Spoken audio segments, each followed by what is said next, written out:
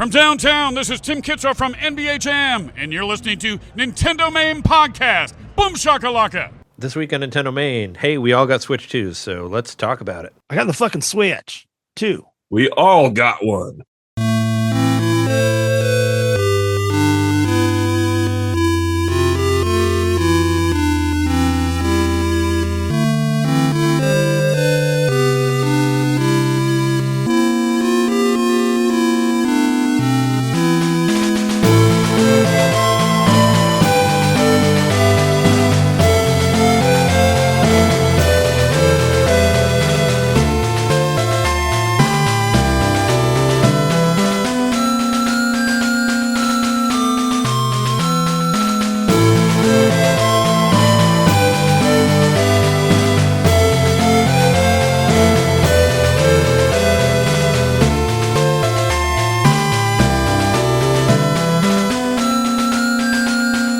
Welcome to NintenDomain Podcast, episode 475. Your place that your Nintendo fans talk about new Switch 2s. The Switch 2 is out, and we were all able to get one, so hooray. Was happy. I played a little bit with all of you online at some point, so yeah, kind of got we haven't all three been together, but I got to play some with Trey on Friday. Yeah, but we kind of got to mess around a little bit. I've been playing various things. We all got different, it looks like we all kind of got different games that we're playing, so we'll talk about that and all that sort of stuff. And we're your hosts. I'm Trey Dolphin on Dolphin Johnson. I'm Jeremy. Is this real life or is this just fantasy eye? Mikowski. I'm John. Broke the heck out of my no gaming streak knitter. I understood that reference. The fantasy one, whatever. Yeah, we all got Switch 2s. So obviously this episode is going to be mostly us talking about our impressions on that. We might get the news at the end. Who knows? Let's see how long it takes. I mean, this is news, right? Yeah. It's our impressions, we've had it's funny because we all kind of went backwards in the way that we got them. So like Jeremy you got yours pre-ordered first, and then I got mine pre-ordered, and then John you got yours way later. So we went backwards because John. Well, I didn't get a pre-order at all. John got it first, and then I got it, and then Jeremy got it. So it's like it was flipped. But I thought we'd start off the show just talking about our purchase experiences and all that. Sure. I guess we could I do like our normal. Do you want me to go first here? Yeah. I made a big trip, which I felt kind of silly about it because I probably could have got it somewhere else, but I really didn't want to go driving around on Wednesday looking for Switches. So if you remember on the podcast, I don't know what episode it was. I was working in Green Bay on a show, and that was when the pre-orders went up, and I was unable to get any of the pre-orders. So I went to the GameStop at the Green Bay Mall. And I walked right in, and they had a bunch of pre-orders. So that's how I pre-ordered my Switch 2, because I didn't want to wait around, and possibly not get it. So I was like, all right, well, I'll just drive to Green Bay. I was like, it's only like 3 hours, no big deal. And when I got it, they told me that there was going to be a midnight release. But of course, there was not a midnight release. So because yours was in a mall. Yeah, but they said that because I was like, they said they're going to try to do it, but they're not sure. And I was like, is it because you're in a mall? And they're like, oh no, that doesn't matter. And I was like, oh, okay, all right, whatever. But I mean, maybe it did, right? But anyway, so I was like, I'm gonna get up at 6. I'm gonna get up at 6 a.m. I'm gonna drive there. I'm gonna try to be there when they open. They open at 10 a.m. I ended up getting there at 10:30, so I was a little bit late. But whatever. But it was it would have been better if it was a midnight release because the traffic wouldn't have been as bad. Because it ended up taking me like 4 hours instead of 3 hours because of the traffic. Because there was, there's always wrecks around Chicago. There were wrecks around on the interstate. So it took me like 3:50 on the way there, and I was like, oh shit. And it just like, I had like my Google Maps open, so I could look at the time, and it was like 3 hours, 3:50. It like jumped to 50, like right when I was about to leave, and I'm like, God damn it.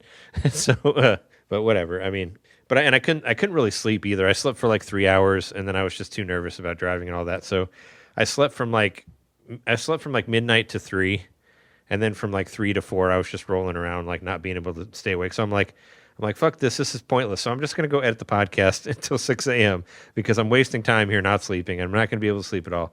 So I went and I just kept editing, and I got to like 10 minutes left of the podcast of that week. So wow, that's how close. Well, nice. I had started editing also like that whole day, Tuesday and Wednesday, to do the expansion pack, which you can find on patreon.com/NintenDomain podcast. It's up there now. You can listen to our handheld one. It's all out there. The WRT radio is out there too. I really like that one. That was a good one. I know I always say that, but I always like the way they come together. But Each one's better than the last. yeah, everyone is just as great as the last one or better or whatever. So yeah, I couldn't sleep, and then I left at 6 a.m. I'm like I made like a breakfast sandwich, whatever. Anyway, I got on the road. I filmed. I was going to film myself. You can find it on youtube.com/NintenDomain podcast if you want to watch it. So I did I filmed myself like in the car, being like, oh yeah, all right, I'm about to leave. I got a couple like cutaways of like the mileage and the traffic and all that stuff. And then I got there, and I'm in the mall, and I'm like, all right, well, where do I got to park? So I tried to park. I wanted to park by the food court, but I ended up parking on the whole other side because I don't know how this mall works. So I walk in, I walk up to GameStop, and there's this line of like 10 people like outside the door, and I'm like, oh god. And they're already open. They've been open since 10. I got there at like 10:30, so I'm like, oh crap, what the hell is happening here? So I ended up waiting in line for like an hour, probably total, like in the GameStop, because there was like 10 people outside. There was probably 10 people inside of the store. So it was like 20 people ahead of me, and I had to wait an hour to get it. And that sucked. It was like, ugh. And they had this laptop just maybe playing stuff off of Nintendo Music or whatever. And, I'm a big fan of video game music, but just at that moment, I just wanted more than anything to just take those speakers and just kick them across the street or kick them across the hallway into whatever store was over there, because I was just so not about it. I was like, this is too loud. This is really annoying. I hate everything that you're doing right now. So it was not calming me. I was just pissed because I had been in line for like 40 minutes. So you didn't feel like talking to people in line or anything? You were just kind of like, I talked brief like to two people like for a second. Like the one guy walked up and he's like, oh, there's a line. He's like, they always do stuff really slow here. That's what he said. And I was like, oh, okay. Obviously. And I was like, oh, okay. And he's like, how long you been here for? And I was like, I don't know, maybe like 6 minutes, not that long. So that was what I said to that guy. And then the lady in front of me at some point said like, oh my God, this really sucks. And I'm like, yeah, right. That was our exchange of talk there. Was about all it was. But I mean, she wasn't that mad about it because she bought 2 T-shirts while she was waiting in line. So like they had like one of those T-shirt cubes, and she pulled 2 T-shirts out of there and ended up buying them. So did they have you like so she wasn't through the merchandise as you were going up to the? I mean, we just came straight in. We just came straight in, but there was like a tower that had different T-shirts in it. She bought like a one-piece shirt and something else.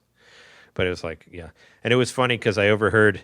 She seemed to not really know anything about Nintendo games because she was all like, she's like, do you need the wheelchair or not wheelchair? Do you need She was probably buying it for someone else. Do you need the steering wheel controllers? And of course, GameStop employees, they got to get their sales here. This guy was like, well, you can not get it, but it's not really that fun if you don't get it. And I was like, oh my God, I just want to be like, this guy's an idiot. Like, don't buy those things. They're imprecise as fuck, and playing with them is terrible. Do not get them.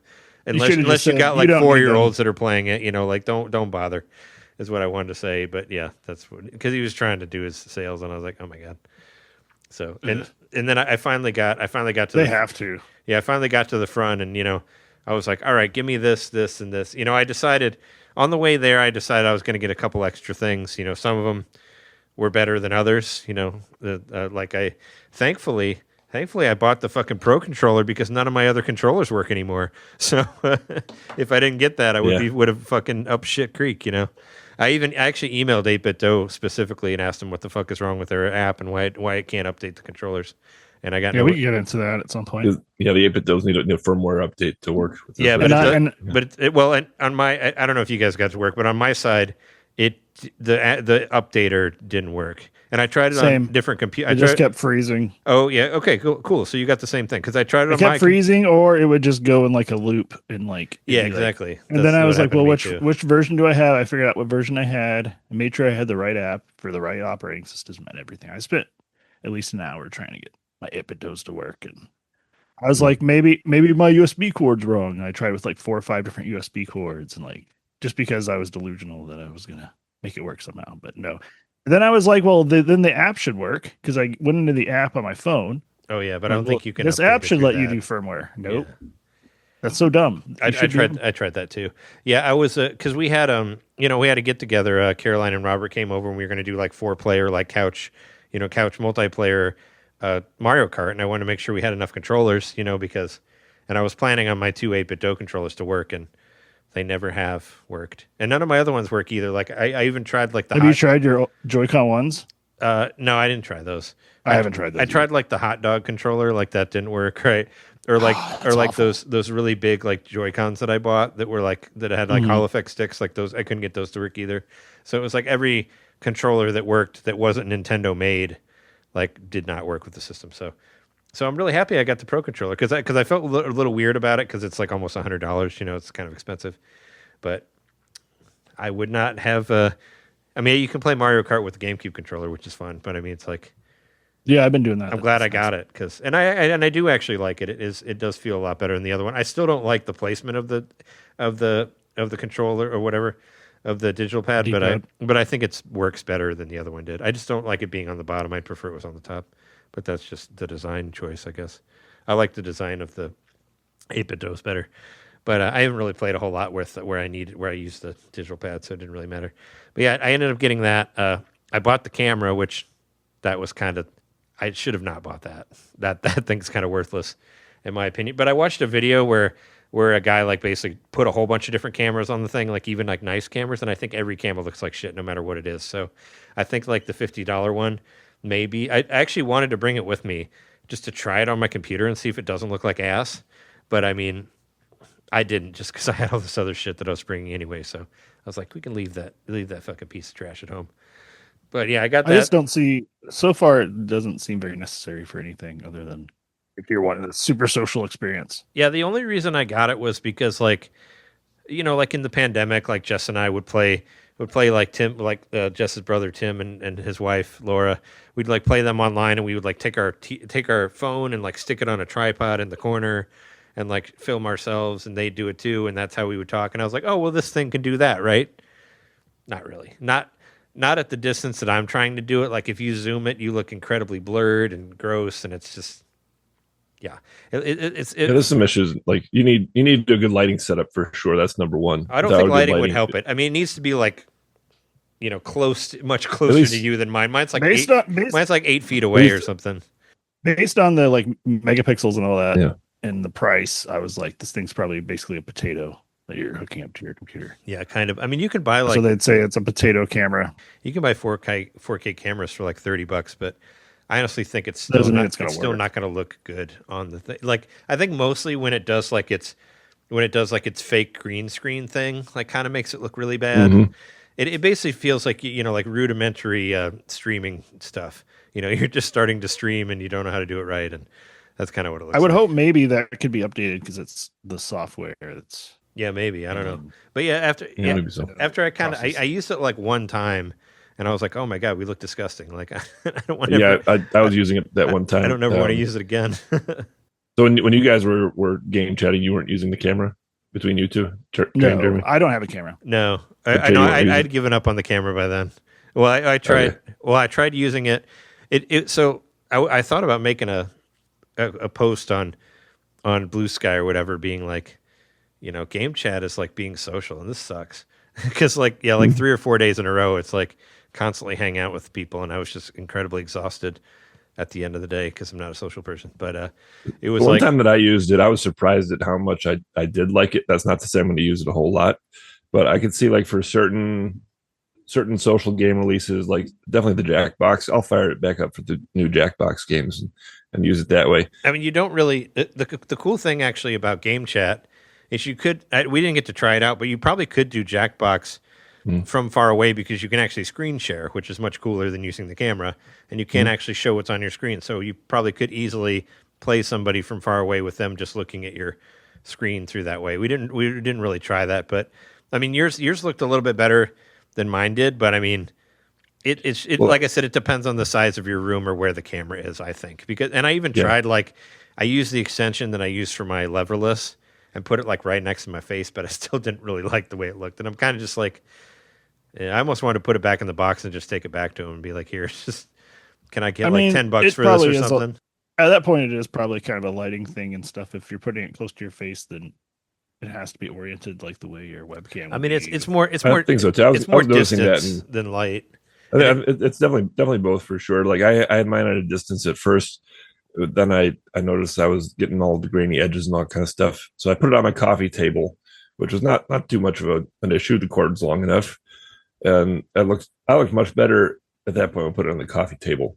But I tend to keep my living room pretty bright. I use daylight reproducing light bulbs all over my house, even at night and all that.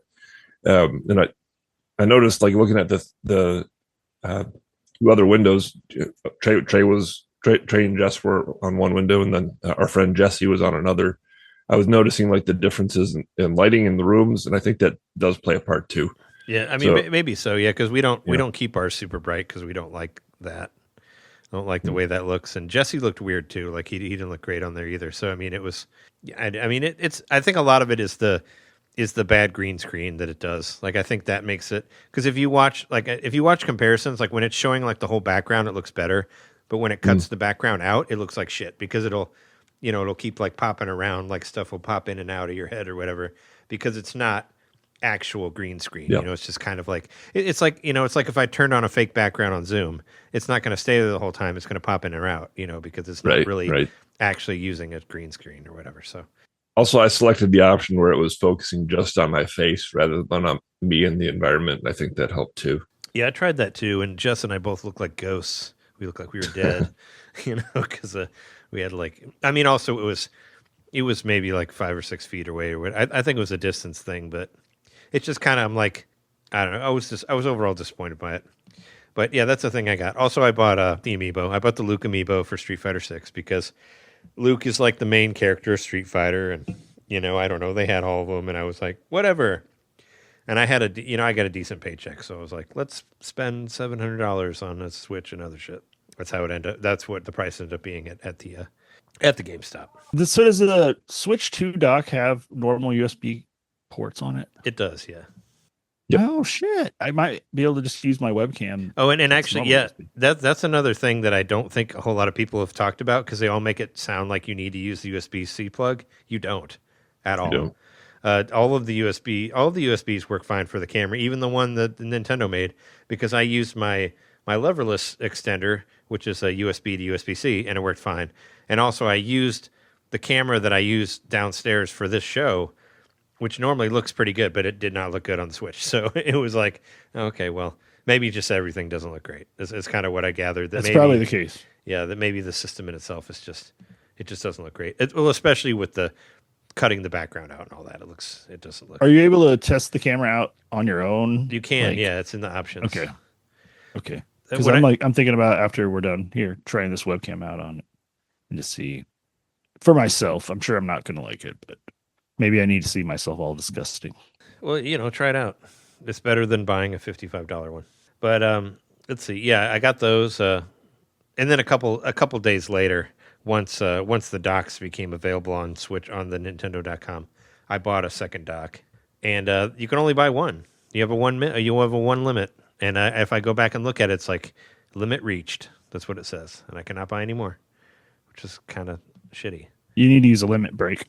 Yeah, I need to limit break it. I wish I could. Yeah, take my Street Fighter guys and be like, "Hoo." And that's the only place that you can buy it is Nintendo's website. You can't buy it yet at the as of right now. Yeah, it's only available there. There are third-party options, but there are. But I mean, I'm still kind of afraid of that with all the bricking that happened. Oh yeah, and I bought a Nori Japan food at the food court, which was actually pretty good. But I took the Switches to my car, and I filmed myself opening the Switch or whatever, and showed all the stuff that I got. And I was hoping that I could transfer it, there, but you can't, because you need to be plugged into the wall. And I was trying to run it off of my cigarette charger or whatever, and that didn't work. That didn't have enough power. So I tried. I had a similar experience, except I didn't do it in my car. But I tried to just hook it up because, next to our couch, we've got probably a bunch of USB-C with cables. charging. Yeah. So I was just like, I'll just plug it, because it's like, please plug it in your Switch 1. So I plugged it in, and it wouldn't, until I actually grabbed the power adapter off the dock and brought that over, and then it worked. So it had to be the native Switch 2 or the native Switch 1 thingy before it would let me do the transfer. Yeah, I mean, I kind of figured that out pretty quickly, but I was like, well, maybe I can use, I'm going to use my phone as a hotspot, connect them both to the internet, and neither of them worked plugged into the car. So I was like, all right, whatever, we're just going to drive home and do it. That's risky with all that data. Ugh. But I guess it's all in the cloud. I mean, you're not actually. I mean, you're not like you still have to re-download the games and all that. It's not like you're transferring like 500 gigs worth of data between I'm talking the about two the same systems. data file. Yeah. Oh yeah, I mean, but they back those up in the cloud anyway. I mean, I don't think it's that much. But when I did finally get to it, and I'm sure maybe last week I probably talked about being kind of afraid about my Animal Crossing Island transferring and all that, but it all transferred completely. Yeah. The folders as well, which John let me know. Yep. After I had used the restroom at the mall, I was like, "Oh, yay, folders!" And then I didn't know that I had to wait wait. And I saw my for an hour after that. My last folder I made was Games to Beat 2023. So I did not use the folders very often. Wow, that's like 2 years ago. 2 years without folders. How do you live? I don't care about folders. I've already made sorry, listeners. Well, the first folder I made on my Switch 2. I mean, it's pretty easy to guess. Is a Switch 2 games folder. That's what I did. So I can just like go straight to them and be here. They are. Here's the Switch 2 games, and so I can put them in order of how much I like them for this here show.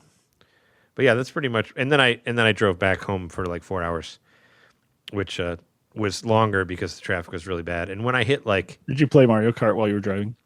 No, I couldn't because I couldn't unlock anything. No, I mean in real life, did you like drive like a Mario Kart so you could get home quicker? I mean, I wish I could have thrown shells at a lot of people. No, it's not. It's not their fault. It's not their fault. I mean, I saw somebody changing a tire on 294 like that. It's a nightmare. I've done it before. You should have just held up your Switch 2 in the window as you were passing by. They would have like drove off this. Oh, that person's got a Switch 2. So like get out of their way. I'd probably like drop it and break it if I did that.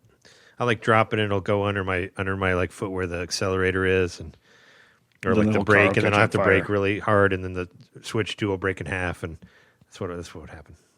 Probably it'll turn into charred remains of itself, but it'll still work like the Desert Storm Game Boy. But when I did get home, my GameCube controller was waiting for me there, so that was cool.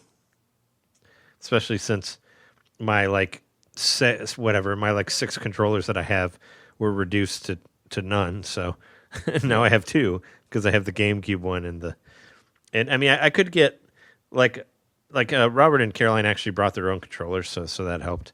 And you were able to sync them up? Yeah, she brought the Pro controller, the Nintendo Pro controller, which works fine. So you did hook up old. Oh, you didn't say. You said you the Nintendo Pro controller, and they brought a Nintendo One Pro controller, and they brought another third-party controller, which did not work. Like all of the third-party controllers don't work with Switch 2. So that seems to be the case. Yeah. So we got one to work, and basically what I was going to do is, one person uses the GameCube controller, one person uses the Pro controller, one person uses the 2 Joy-Cons and the dog bone thing. And then somebody else uses the Nintendo 64 controller, which you can use also. So that was my plan there, because those are all Nintendo stuff and they work. I mean, I could get the. I haven't tried the N64 controller yet, but I could get the old controllers to work, but those Joy-Cons are so tiny and they'd suck. So I mean, I don't want to use those, and I didn't want to find my other dog bone controller because I don't know where it is. Yeah, I already haven't used those Joy-Con in like 2 years, so they're retired forever at this point. Well, I use them for Mario Party. Which that was another disappointment once I found out that I was getting lied to about Game Share. Because number one, you can't use Game Share and Game Chat at the same time. And number two, Game Share is like basically, doing download play on Game Boy Advance. You get like one level and you all have to be Yoshi and that's it. Really? I mean, I don't know if you all have to be Yoshi, but no, you only get to play one level on Mario Party. It's like, that's fucking stupid. I felt like they really lied to us on that one. They did lie to us. They did. They never said that you only got like a small portion of the game through Game Share. They said you were going to be able to share the whole thing, is what I thought. And then I actually tried to do it, and they're like, you can do that. They're like, you can do one board, and that's it. And you can't talk to people. I was like, what? What's the fucking point of this then? I'm never going to use it. Go back to fucking Discord. Like, oh my God. I don't like it. But yeah, John, how did you get, or I don't know, whoever wants to go next. John, Jeremy, you go ahead. Okay, well, my story's not nearly as exciting because I just ordered the Switch 2 on Target, and I was the only one of the three of us able to get like an online pre-order. So I got that, and then I just wasn't getting updated as of last week on the podcast. I was like, they still haven't shipped it or whatever. And, we're just kind of like speculating all together about it being in a warehouse somewhere or whatever. But it was. John, you were right. It was in a warehouse in Indianapolis. So on the day of probably about 4 p.m., I got, the day it released when some people already had it, I finally got that confirmation that it was being shipped to me. But then I got a fraud alert from my bank again. Oh, jeez. And I had to go into leave it alone already. I had to go in the app and confirm that it was me and all that. Settle down, bank. Come on.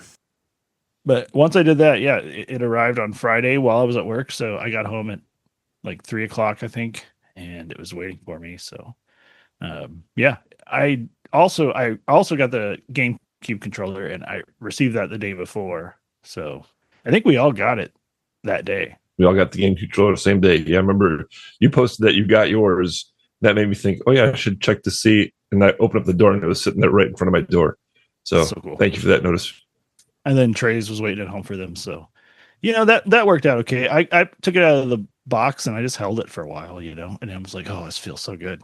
But I can't do anything with it, but it's nice. Yeah, Jess told me it was there and I was like, oh, cool. Well, I was also looking at the tracking number and all that, and it said it was supposed to come, but I wasn't sure if it actually would. But yeah, I got it, and I like I said, the one hitch for me with getting stuff to transfer over was that I had to take the charger out of the dock for the Switch 1, but I ended up that dock's not even over there anymore, so it kind of made sense to do it anyway. So I removed by the TV, and I took the charger out of the Switch 1 and threaded it back through and my entertainment center and took it over, and yeah, it didn't take very long at all to transfer, maybe less than an hour. I actually fell asleep while it was transferring. So I don't know how long it actually took, but I fell asleep for a little bit and I woke up at like 5 or 5:30, and it was ready to rock. It felt pretty quick whenever I got it going, and yeah, it was like 10 minutes maybe whenever it actually got plugged in. Once I had it, I like messed around with it handheld a little bit, and then it's like, if you want, you could put it in the dock. So I was like, all right, I'll go hook up the dock. So I took the dock out of the box, took out the USB cord to make sure I was using that one.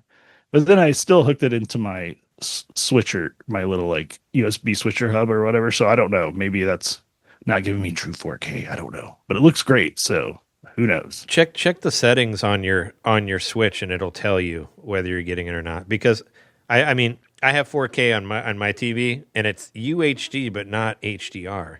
But at the hotel that I'm staying at right now, this TV has HDR, so I got to see HDR for the first time. Because when you plug it into HDR, a little menu will come up and ask you to like adjust the brightness and all that for it. So I had that. So it'll tell you where it's like the two little like white whatever sunflower looking things, it's like make it to one, you can see one but not the other, but they look at like exactly the same. That's what I was, and I turned it to where I could see one and not the other, but I was like, this is way too bright, so I went back and I turned it down. But it does look nice. It's like it's like, does HDR mean really really bright? Because I don't like that. I doubt my TV has HDR, but I mean it's the same TV you have. It's just 1 year. So yours is a little bit nicer, so maybe. I mean, you do have Bluetooth and I don't. But yeah, look on your system. It'll tell you like what it has. I didn't know. It told me the settings I could do, but it didn't. Does it tell me if it's working? Well, if you're playing it on a non 4K TV, you can't set it to 4K. Oh, okay. What's set to 4K? So I mean, because I tried it on my TV downstairs, which is not 4K, and it works fine, but you can't set it to 4K because it's not 4K. And I'm using whatever I'm actually for this. I'm actually using a HDMI cable that I bought from Amazon like a long time ago, but it still is 2.1 or whatever because it can do HDR. So cool. Well, probably because their HDMIs were way more advanced than the Nintendo ones, or at least they were the proper ones for the time. But yeah, I will say like I was more or less, sad to say, a little underwhelmed, but only because everything was just there and it just worked. And I think if something hadn't worked and I had to work to make it work, maybe I would have been like, Nintendo made this work even though it couldn't or whatever. But instead they just made it work. It's just the Switch all over again, and now it's better. So everything's in there and all my save files, and I've gone into my Animal Crossing island. It's all the same. I've tried some games out, whatever. But yeah, we'll get into that later. But yeah, that's my experience. Yeah, we'll talk about that later because I'm sure a lot of us like went to return to some older ones to see like how they ran and all that, which I did. Sure, a bunch of them. Well, my experience, I've been saying for weeks now, since I didn't get the pre-order, that I've been saying that I was going to do a camp out. I was going to wait out for at least 24 hours, and that was my plan.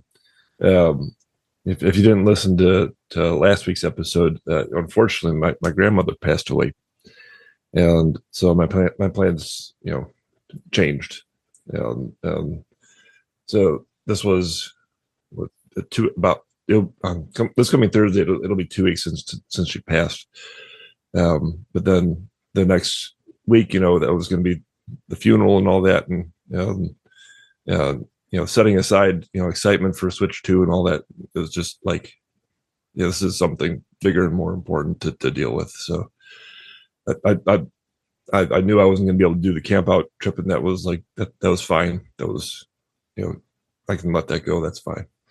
I was just kind of waiting to see when the funeral was going to be, and whenever it was going to be, again, that was fine. The priorities in life and all that kind of stuff. And so it actually turned out to be that the funeral was on Wednesday, and Wednesday, the same day that Switch 2 is going to be released at midnight, Wednesday/Thursday, right?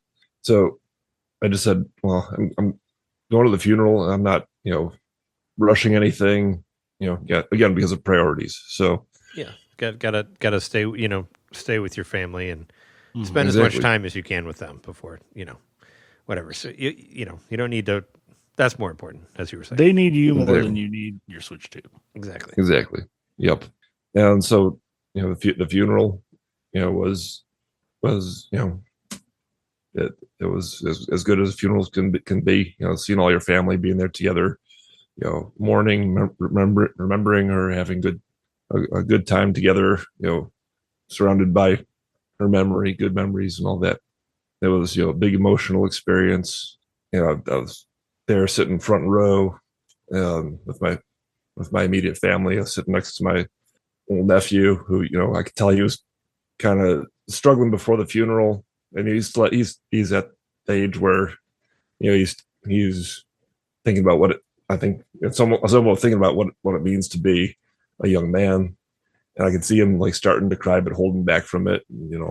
I told him, it's okay. You can cry, and during the funeral, of course, I cried and all that stuff. But it was like a big emotional experience is what I'm trying to say.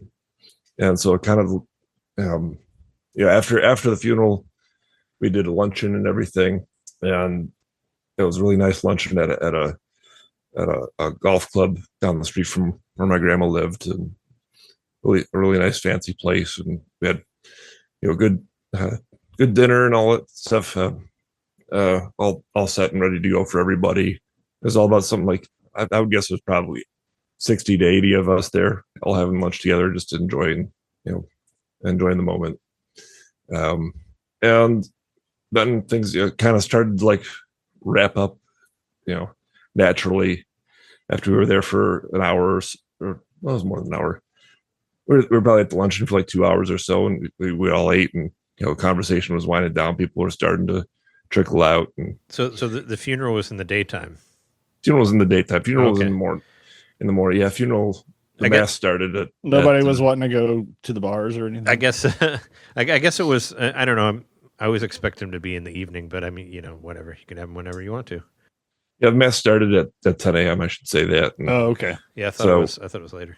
So after the mass was over, it was about 11:30 or maybe noon when we were making our way over to the luncheon, and then the luncheon started to wrap up about 2:30. I just looked at the clock when I noticed that people were starting to file out, and I was like, all right, let's wrap up about 2:30.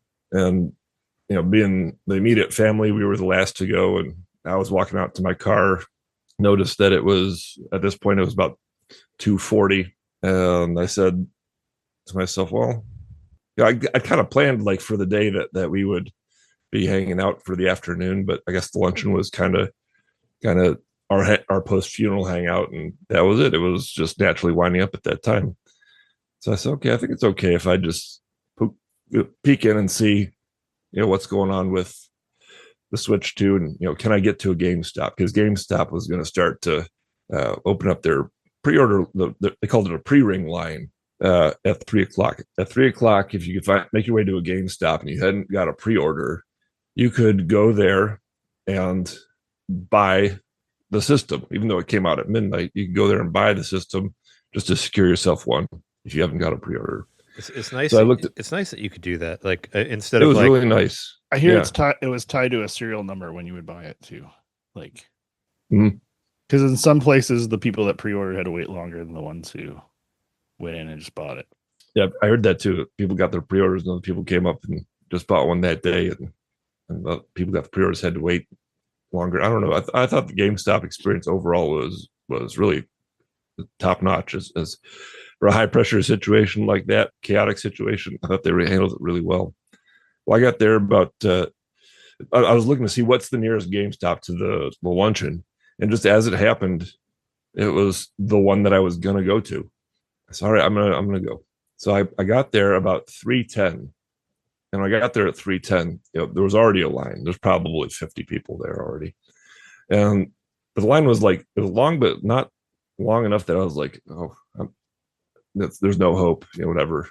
Go home, pack it in, go wait till midnight at Best Buy or whatever.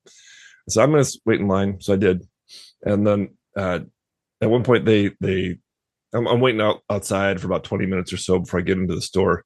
I'm in the store, and then I'm counting the people in line, and I'm number 17. I hear that there's 25 systems left, but later on I kind of determined that the employees were counting upward with every system that they gave out.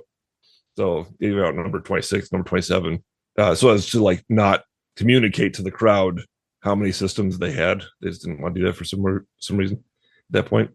Well, I decided, I'm going to get whatever system I get, no bundle, whatever, fine. If I can get one, I'm just going to pick it up.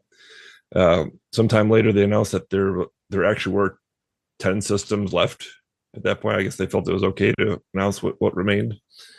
And I was number 9 in line, so I knew I was going to get one. That's so cool.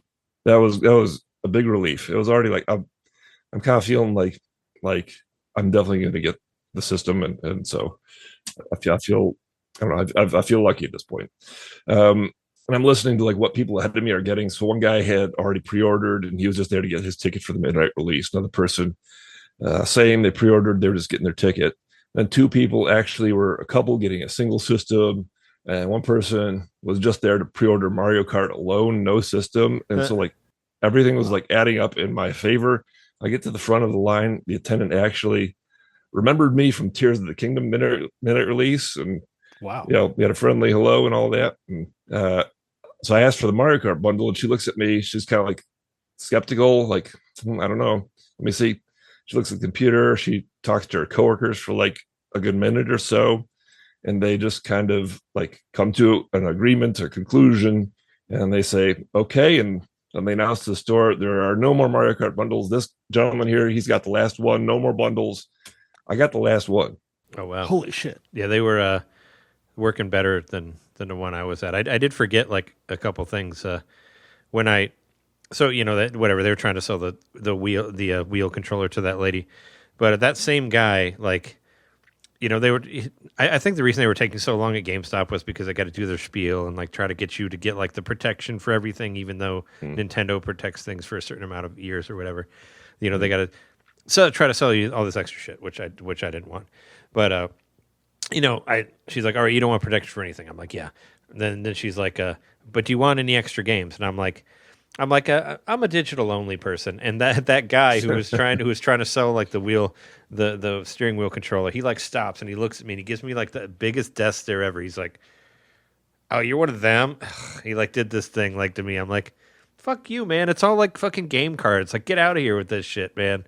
I know you're just trying to sell shit to make them like you or whatever, but oh, and after, the reason I remembered it was when I got the Pro controller, like right after I got one, he told the lady, he's like, make sure you're keeping track of all the Pro controllers that were reserved, because they were just selling them. They weren't like, I guess they didn't count them at all, because like there was a guy who was like kind of working the line, like like I would at the Owl or whatever. Like I said, he'd like go through the line and talk to people and be like, all right, this is what we got. What do you want? And I was like, well, I'm interested in a controller and a camera. I was like, do you think you got those?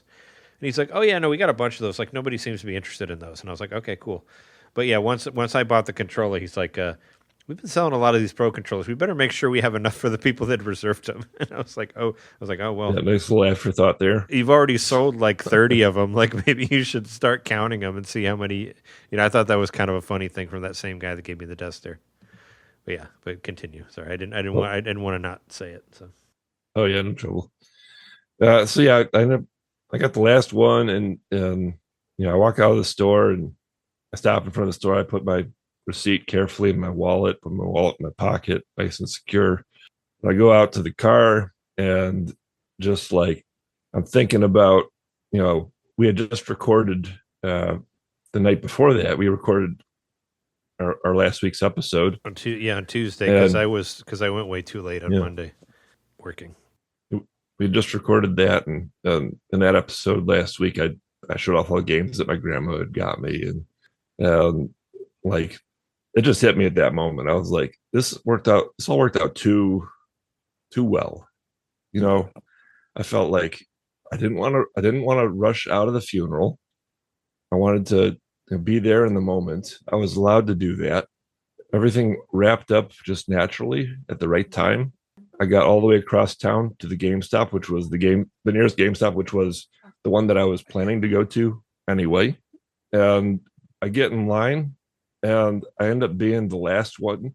I say I'm going to get my whatever system that I can end up getting, and it ends up being the bundle, the one that I wanted anyway. And I got the last one, and I just felt like this is like one last gift from my grandma. That's what I really felt like. When you said that, when you said it was the last one, I was thinking that too before you even said it. Yeah, and that's like so cool. And you were the first person in the podcast to get one. Like you just went and got one. Yeah, you got it. You got it on the night, and we didn't. Yeah, you got it first, and then I got one, and then Jeremy got one. So it was like Wednesday, Thursday, Friday. Yeah, and so I just felt like really blessed in that moment. It was an emotional roller coaster of a day, and like I just sat there in the GameStop parking lot, and I just cried for like 10 minutes. That was just such a big release to feel like grandma was still there watching me, still there watching out and giving me something nice that I really wanted, So yeah, it was aside from all the excitement of the day and everything, it was just like a nice personal touch, personal moment from grandma, and assurance that she's still around, So I don't think it could have gone any better, like the way it sounds. Like obviously it's a sad, emotional moment, but as far as like what you had planned and kind of how you had honored her before, it all lined up so well. I hear you on that, and I that's felt really like cool. I felt like she listened to that episode. Join our Patreon. No, I'm sorry. yeah. I felt like she listened, and she responded. So thank you, Grandma. Thanks. Well, so I went home from there. I took a big nap. Got up around 7 p.m. or so. And then I went to the midnight release. Got to GameStop around 9:15. I brought my chair, my cooler full of snacks. And I thought it was funny that you still were going to do the camping, even though you didn't need to. Yeah, I wanted to do that because you could just come in at like 11:50 and just be like, hand it over and then be done. I mean, you probably still have to wait in line. I still wanted to do the camping one because as I said before on the show, I like the experience. I enjoy that part of it. I'm also not a very social person, but it's cool to be there with people who are as excited about something as you are. So I wanted to bring snacks, and I also wanted to just in case they were doing the handout, I thought, well, I'm gonna try and be first so I can get home quickly. And also I had Best Buy to go to afterward because I pre-ordered some stuff there. But anyway, I got there, and I was handing out some of the Celsius drinks and snacks. I brought beef jerky and protein bars and stuff and giving out to people. So it was nice to enjoy some camaraderie like that. 11:45, they shuffled everyone out of the store. I was waiting outside the whole time, by the way. I didn't want to wait inside and play the game in the store. I just you had a place to wait. Yeah, I wanted to sit outside. It was nice and cool, and I've been inside all day and all that. So they ended up shuffling everybody outside about 11:45. They had organized the receipts into groups. So I was in Group E, and Then I got called inside around 12:15. They handed my system over. I checked the Slack. 12:23. I was in the car and I posted a photo of my system into the Slack. So I got it like just shy of 12:30. Drove straight over to Best Buy. Got there at 12:30. Parking lot was full. And as good as my experience at GameStop was, the Best Buy experience was kind of the opposite, honestly. Like there was 2 lines spreading in opposite directions. Each lines had 50 people. And like Jeremy was saying, there was, the pre-order line, then there was I'm just going to walk up and try to get one line. And they were kind of like treating those in equal measure. I kind of felt some resentment from the people in the pre-order line, like, hey, let's get us ours and then they get theirs or whatever. But I think kind of makes sense, honestly. But anyway, I was in pre-order line because I had pre-ordered my camera and my controller and all that. And the line was not moving. No one was talking. I decided to strike up a conversation because I'm in kind of a positive mood at this point. You're like, hey, Celsius, you like it? Here, I got some. What's up? I left all that stuff in the car. Yeah, I left all that in the car. Started giving out copies of Fahrenheit 451. Yep. You're like, hey, what you here for? What you here for? Yeah, I didn't really, I didn't talk to anybody in line. I forgot to mention, but it was raining at that point, so I left all the snacks and things in the car. So it was me and these 3 other guys were there by ourselves, and giving our opinions on various things. And there was one point I had to really hold my tongue because one guy said he was getting tears on Switch 2 because, and I quote, he said, it sucked on Switch 1. Oh, wow. So I tried for like 10 minutes and the frame rate was awful.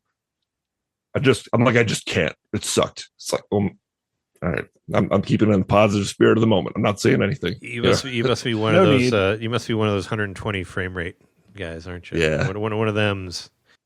You're not going to change anyone's opinion, especially when they're just about to be playing what they said they're going to play. One of them uppity people. He's probably when not going to be compare fast the enough. two, it does look way better, but yeah, I'm sure we'll get it. He's It like, does look way better, but it looks great to begin with. Yeah. It did. He's like, well, if it doesn't have 120 hertz, then why even bothering with anything? Well, I got in there about 1:30, got my stuff, got it all brought back home, got home about 2:00 or so. Set it up, did the system transfer, took like 10-15 minutes. One thing that kind of held me up was the back panel of the dock. Yeah. Like I wasn't sure how to open it. Oh, yeah. I had the same experience. Did you have the same experience? Yeah. Yeah. Because it just completely comes off. Yeah, I think mine just kind of fell apart. Actually, something else I really hate about it is I can't close it because like it only has the hole on the bottom. And with the way the cords go, they go straight out Sometimes like this. they catch. So you have to like bend them to make them go down. You have to wiggle It's so them, annoying. Yeah. Yeah. It kind of pisses me off. Like it's why can't like they come straight out like that? Like it's really like I can't. Could have just made it. They're not really channeled in a careful The way. shell could have been changed. When I was at home, I just pulled the back off and just left it by the window and just didn't use it. I bet a lot of people are going to do that. I was just Probably like, so. fuck this back. It doesn't matter. Like, and I just left it over by the TV. So I'm like, I can't get it to fit. So whatever. It's what's behind the curtain. I couldn't figure it out for like 10 minutes. I had to look it up on YouTube, and like also like I think my suspicion was that you pull it off, but I didn't want to do that because like it felt kind of plastic on that thing. I thought I broke it. Cheap, yeah. Yeah. I was hesitant. It is flimsy.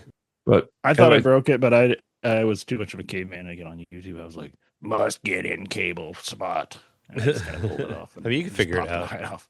Yeah, I just so at this point, it's just pulled this. I was like, just break, fuck this. I've been in traffic for 10 hours. Like, fuck this. At that point, I didn't care. I was like, I don't know. I was like, I got back. I'm like, shots. Where are they? Let's do them right now. Let's have shots and play Mario Kart. So that's my mentality. By the time I got it all hooked up, it was like probably 2:30 or so. And I knew at this point, like I'm gonna go to bed pretty soon. So I thought, well, why don't I just try to like set the thing up and peek in on a few games and then I'll go to bed and get some rest and all that.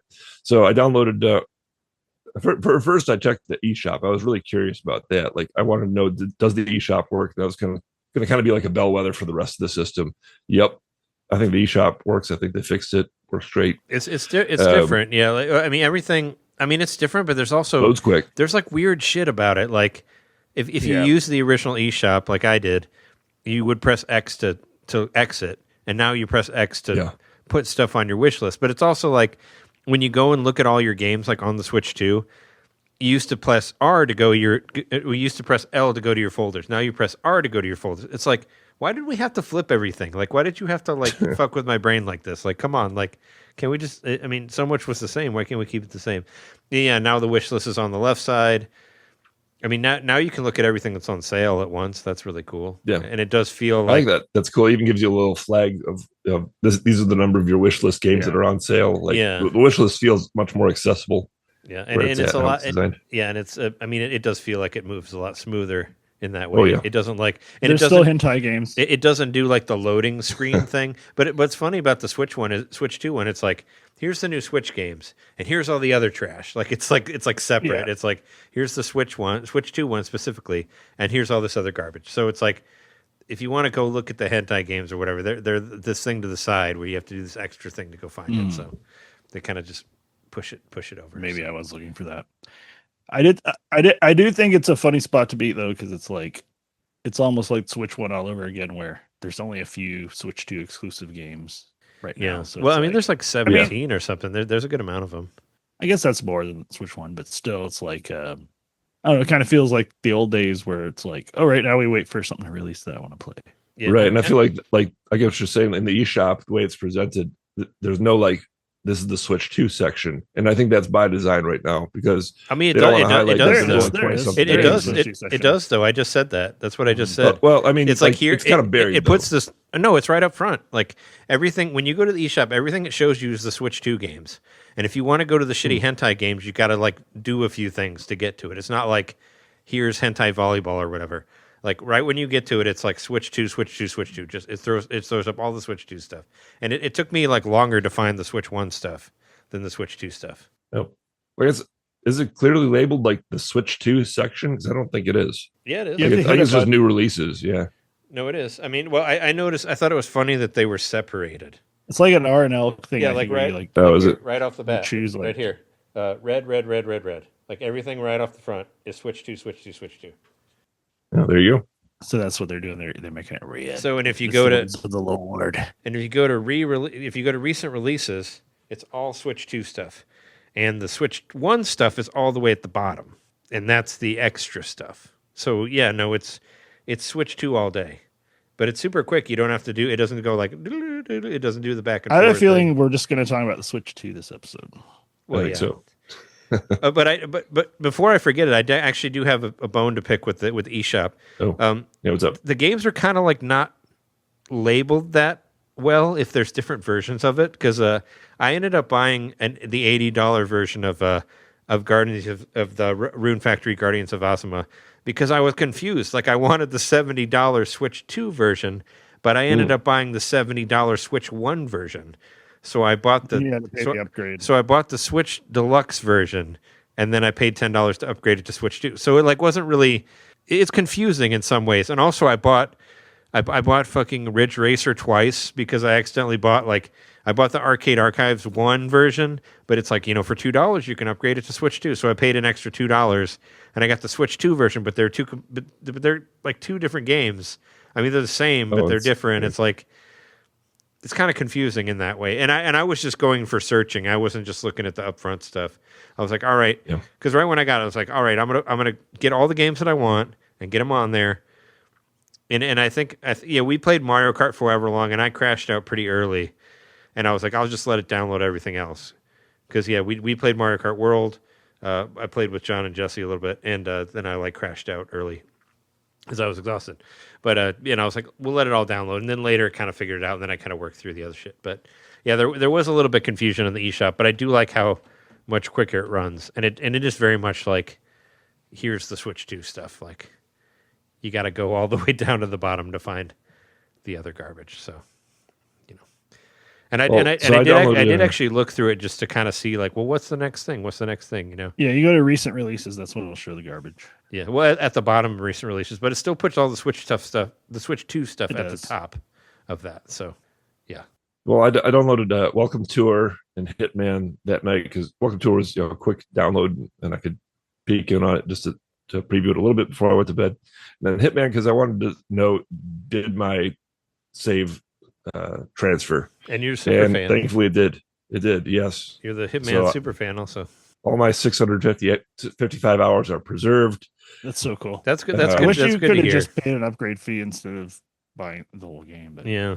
Yeah, I wish so too. I mean, because honestly, the new version, I guess I'll get into it a little bit later, maybe, but I feel like it's got its own issues. It's not that different. It's not different. I mean, it's the same game. I'm not mad at having bought it again because I love that game and I'm going to get more use out of it. So, and they continue to support it. Honestly, I really can't be that mad at it. There's so many hours of gameplay in there, and they're continuing to support it. They just released a new live event this week, tied in with the James Bond game.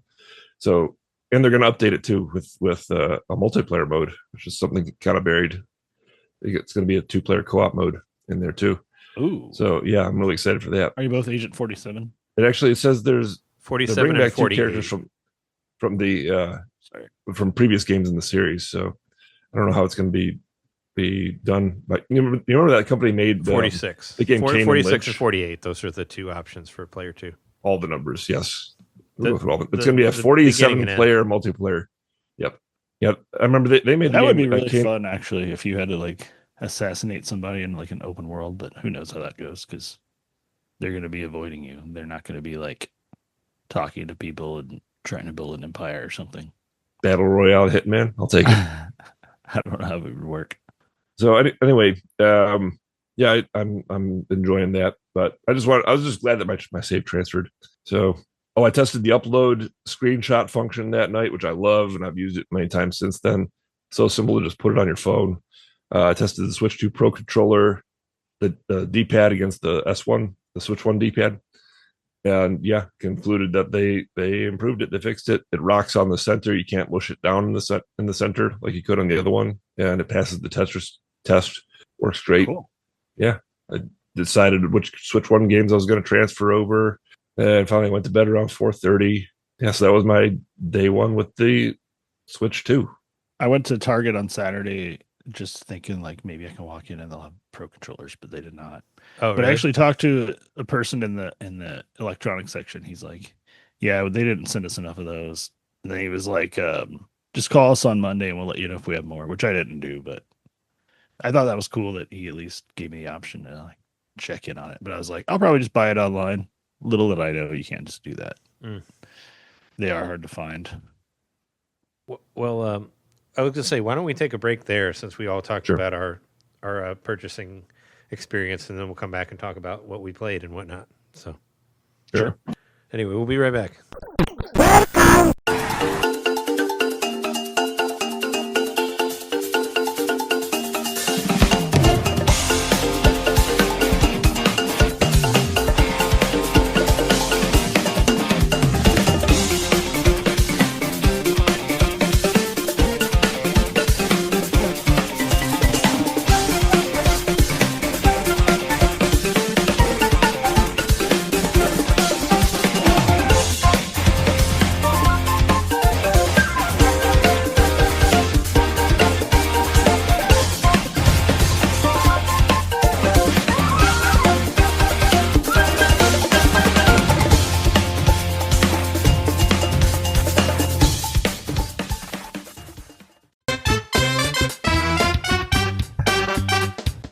Hey, you. It's me, Mario. Yeah, you.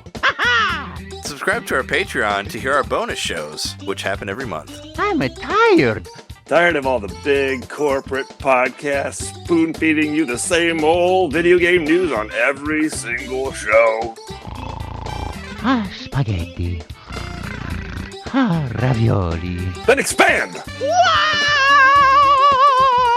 With NintenDomain Expansion Pack. It's us talking about old games that were important to us. It's us interviewing people that we meet at conventions. And heck, it's live shows from those same conventions. It's basically everything you could want that NintenDomain ever made. Here we go! And it's just $1 a month. That's less than a bad indie on the eShop. It's $12 a year, which is less than Nintendo Switch Online. Thank you so much for subscribing to our Patreon and supporting NintenDomain. Just go to patreon.com/NintenDomain podcast and hey, Mario, let go. Whoa! He's throwing us back to the show. So long, Bowser. Patreon.com/NintenDomain podcast. Game over.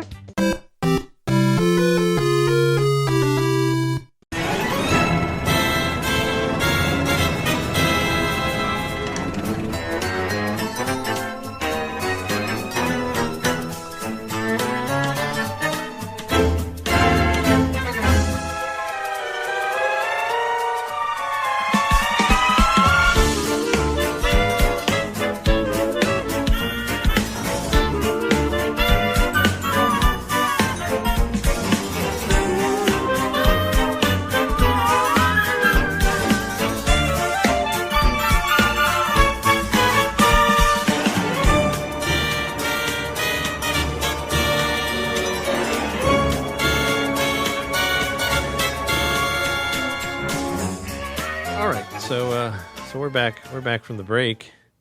We all got Switches now. We talked about that. And I guess what I wanted to say before the break, or what I wanted to ask to all of you, and John, you already said it, but what was your first game that you got? Just to, I mean, I don't know if it'll matter because everything was like so, similar. I wanted to make sure that Fast Fusion was my first purchase because Fast RMX was my first purchase for Switch 1.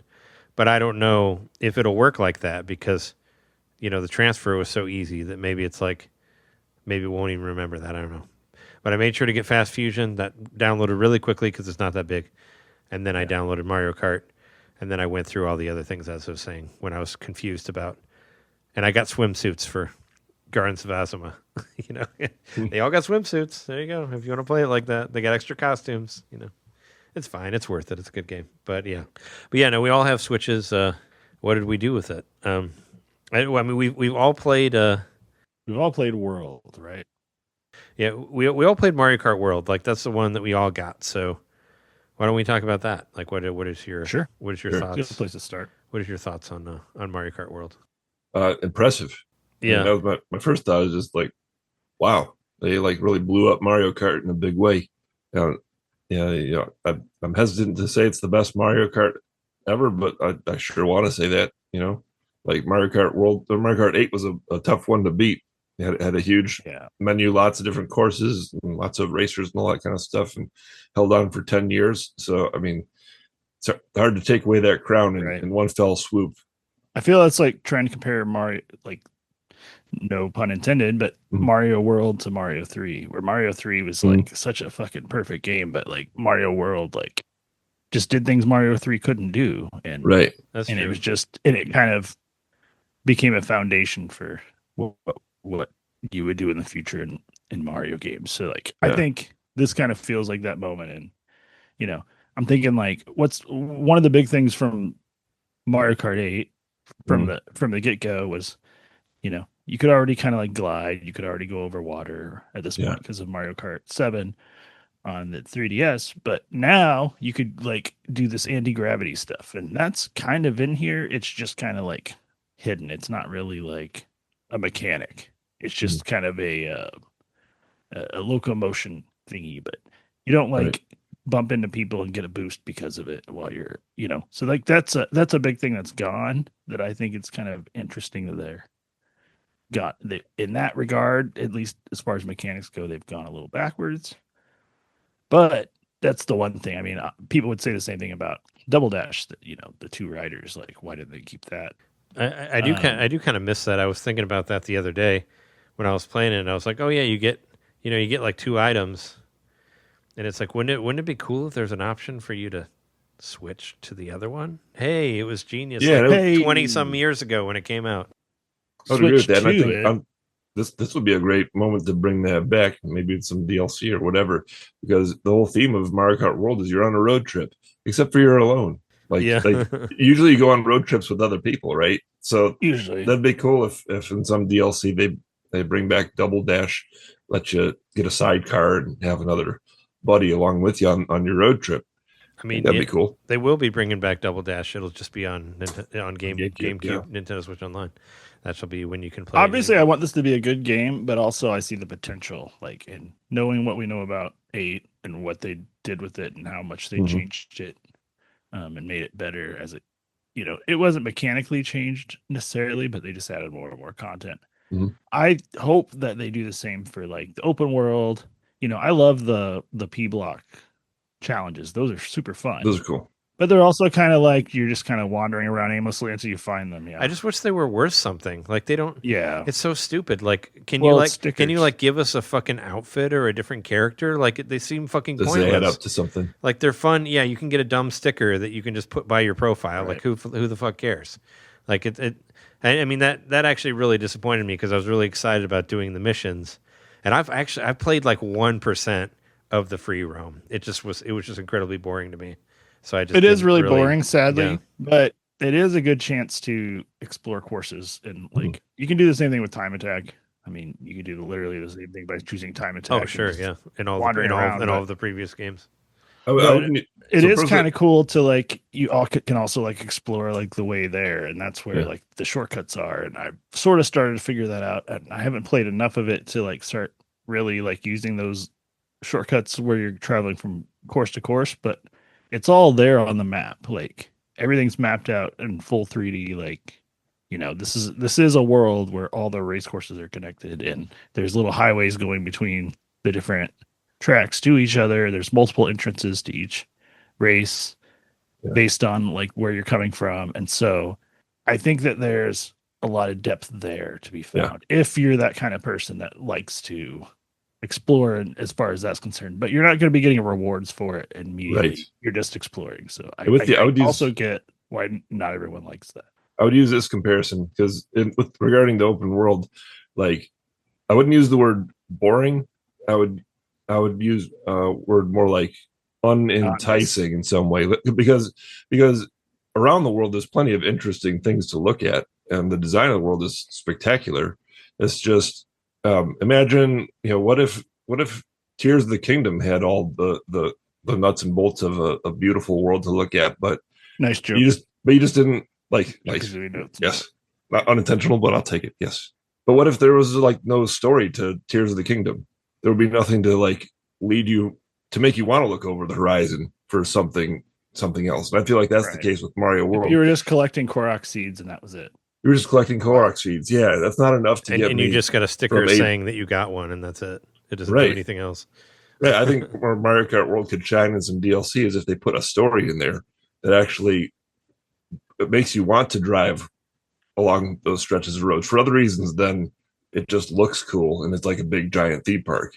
I think it's on its way. I was telling Shauna because Shauna's actually gotten really into this game and is playing it on her own profile so she can unlock the gold medals for herself and stuff. She's really into that. So she's been playing it, and I was like, what do you think of the open world? And she's like, kind of like what you said. It's like kind of it's not boring, but it's like it's not exciting, a little overwhelming. Yeah. But at the same time, it's like not super exciting, but also I was kind of explaining to her because she's not following the Mario Kart news like we are, so it's and I don't think she listens to every episode of our podcast, sadly, but she could if she wanted to. Just from the other side of the room. I'm gonna start say that a little louder, Jeremy.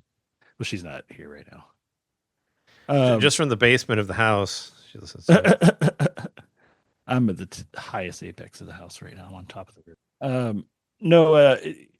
But she's been playing it, and I don't know, the fact that she likes it and that it's, I don't know, it says something to me. Like, not that she's the base level user necessarily, because she understands Mario Kart and she's played Mario Kart. But at the same time, I'm like, you could just hand any kid this controller and be like, just drive around, and they would have a great time with it. Like, just drive around the world and see the cool stuff, and like when you get the little P switches, do the little challenges. And I think if a kid had never really played Mario Kart before and you gave that to them, they're gonna love it. Like that's a cool thing. It's just not our thing because we know more about the mechanics and stuff. I think the missions are fun for what they are. I think they're fun to play. I just wish that they were worth something. I just wish that there was some kind of greater reason for completing them, even if it was just a story. I mean Mario Kart DS is like one of my favorite Mario Karts of all time. They had missions in there, but there were bosses. But there were bosses, and they were like level sets, and there was a point to it, and if you did well enough, there were secret. I was really hoping for bosses. There were secret levels you could get too. Like it was like it. I mean, there wasn't a world for you to find them in, but but there was a reason to beat them and to get better scores and unlock other shit. And this one is kind of like the first one I did, it didn't even give me a sticker. It just said you cleared it, and I was like, what? I tried this like 3 times, and it said like you cleared it, and that's it. Sometimes you don't. You just have to search through your little thingies to find. I didn't see it. It just said you cleared it, and that's it. And I was like, did I clear it? And I tried it again. It's like you cleared it, and I was like, okay. Wow, like no no celebration whatsoever on this. Just be like, cool, you cleared it. You want to try it again? It's like, okay. I'm of the opinion that this was, even though it's been in development for a long time, they knew they were taking a risk with the open world mode, and they were like, let's just get the racing down. Let's make these courses great and how all this works. And then we're going to develop the open world if it seems like enough people are interested in it. That makes sense to me. I do find it strange. I was really excited about it. That's literally the name world, but really with mechanics, all that means, and I mean, it's really cool, but it's that everything is all in the same, like it's all connected. Yeah, maybe it's not really this way, but in your head, you can sort of think that all those racetracks are there while you're playing Wario Stadium, like that other course is hanging out on the map. Just no one's racing there right now. Yeah, no, they are. I mean, and that's what. Yeah. And I think that Knockout Tour really makes that shine because Knockout Tour is cool. Because you go from because it's like a really long race. It's like, what if we did? I want an all course Knockout Tour. Maybe we'll get that in DLC. But there was another thing from Double Dash that was really fucking cool. The all course mode where you could play all the courses in one thing. Like, I love that, and that's the only game that had that. None of the other Mario Karts ever had that. It's so dumb that wasn't just added as an option 8 at some point. Especially for something like this, where they're all connected. Like, why can't I race from the very, very beginning all the way to Rainbow Road? Maybe do like a spiral or for something. the whole thing, and it'll be like, and also like, it's like half. It's like more than half the races of Mario Kart 8 because Mario Kart 8 had 100 some because it had 2 DLCs and all that. So it's like, it did feel a little bit less to me just because of that one, and it was kind of like, well, yeah, I like this game, but do I $80 like it? I mean, I got it for $50 because we all did. Mm-hmm. We got it with the system, but where's that $80 here?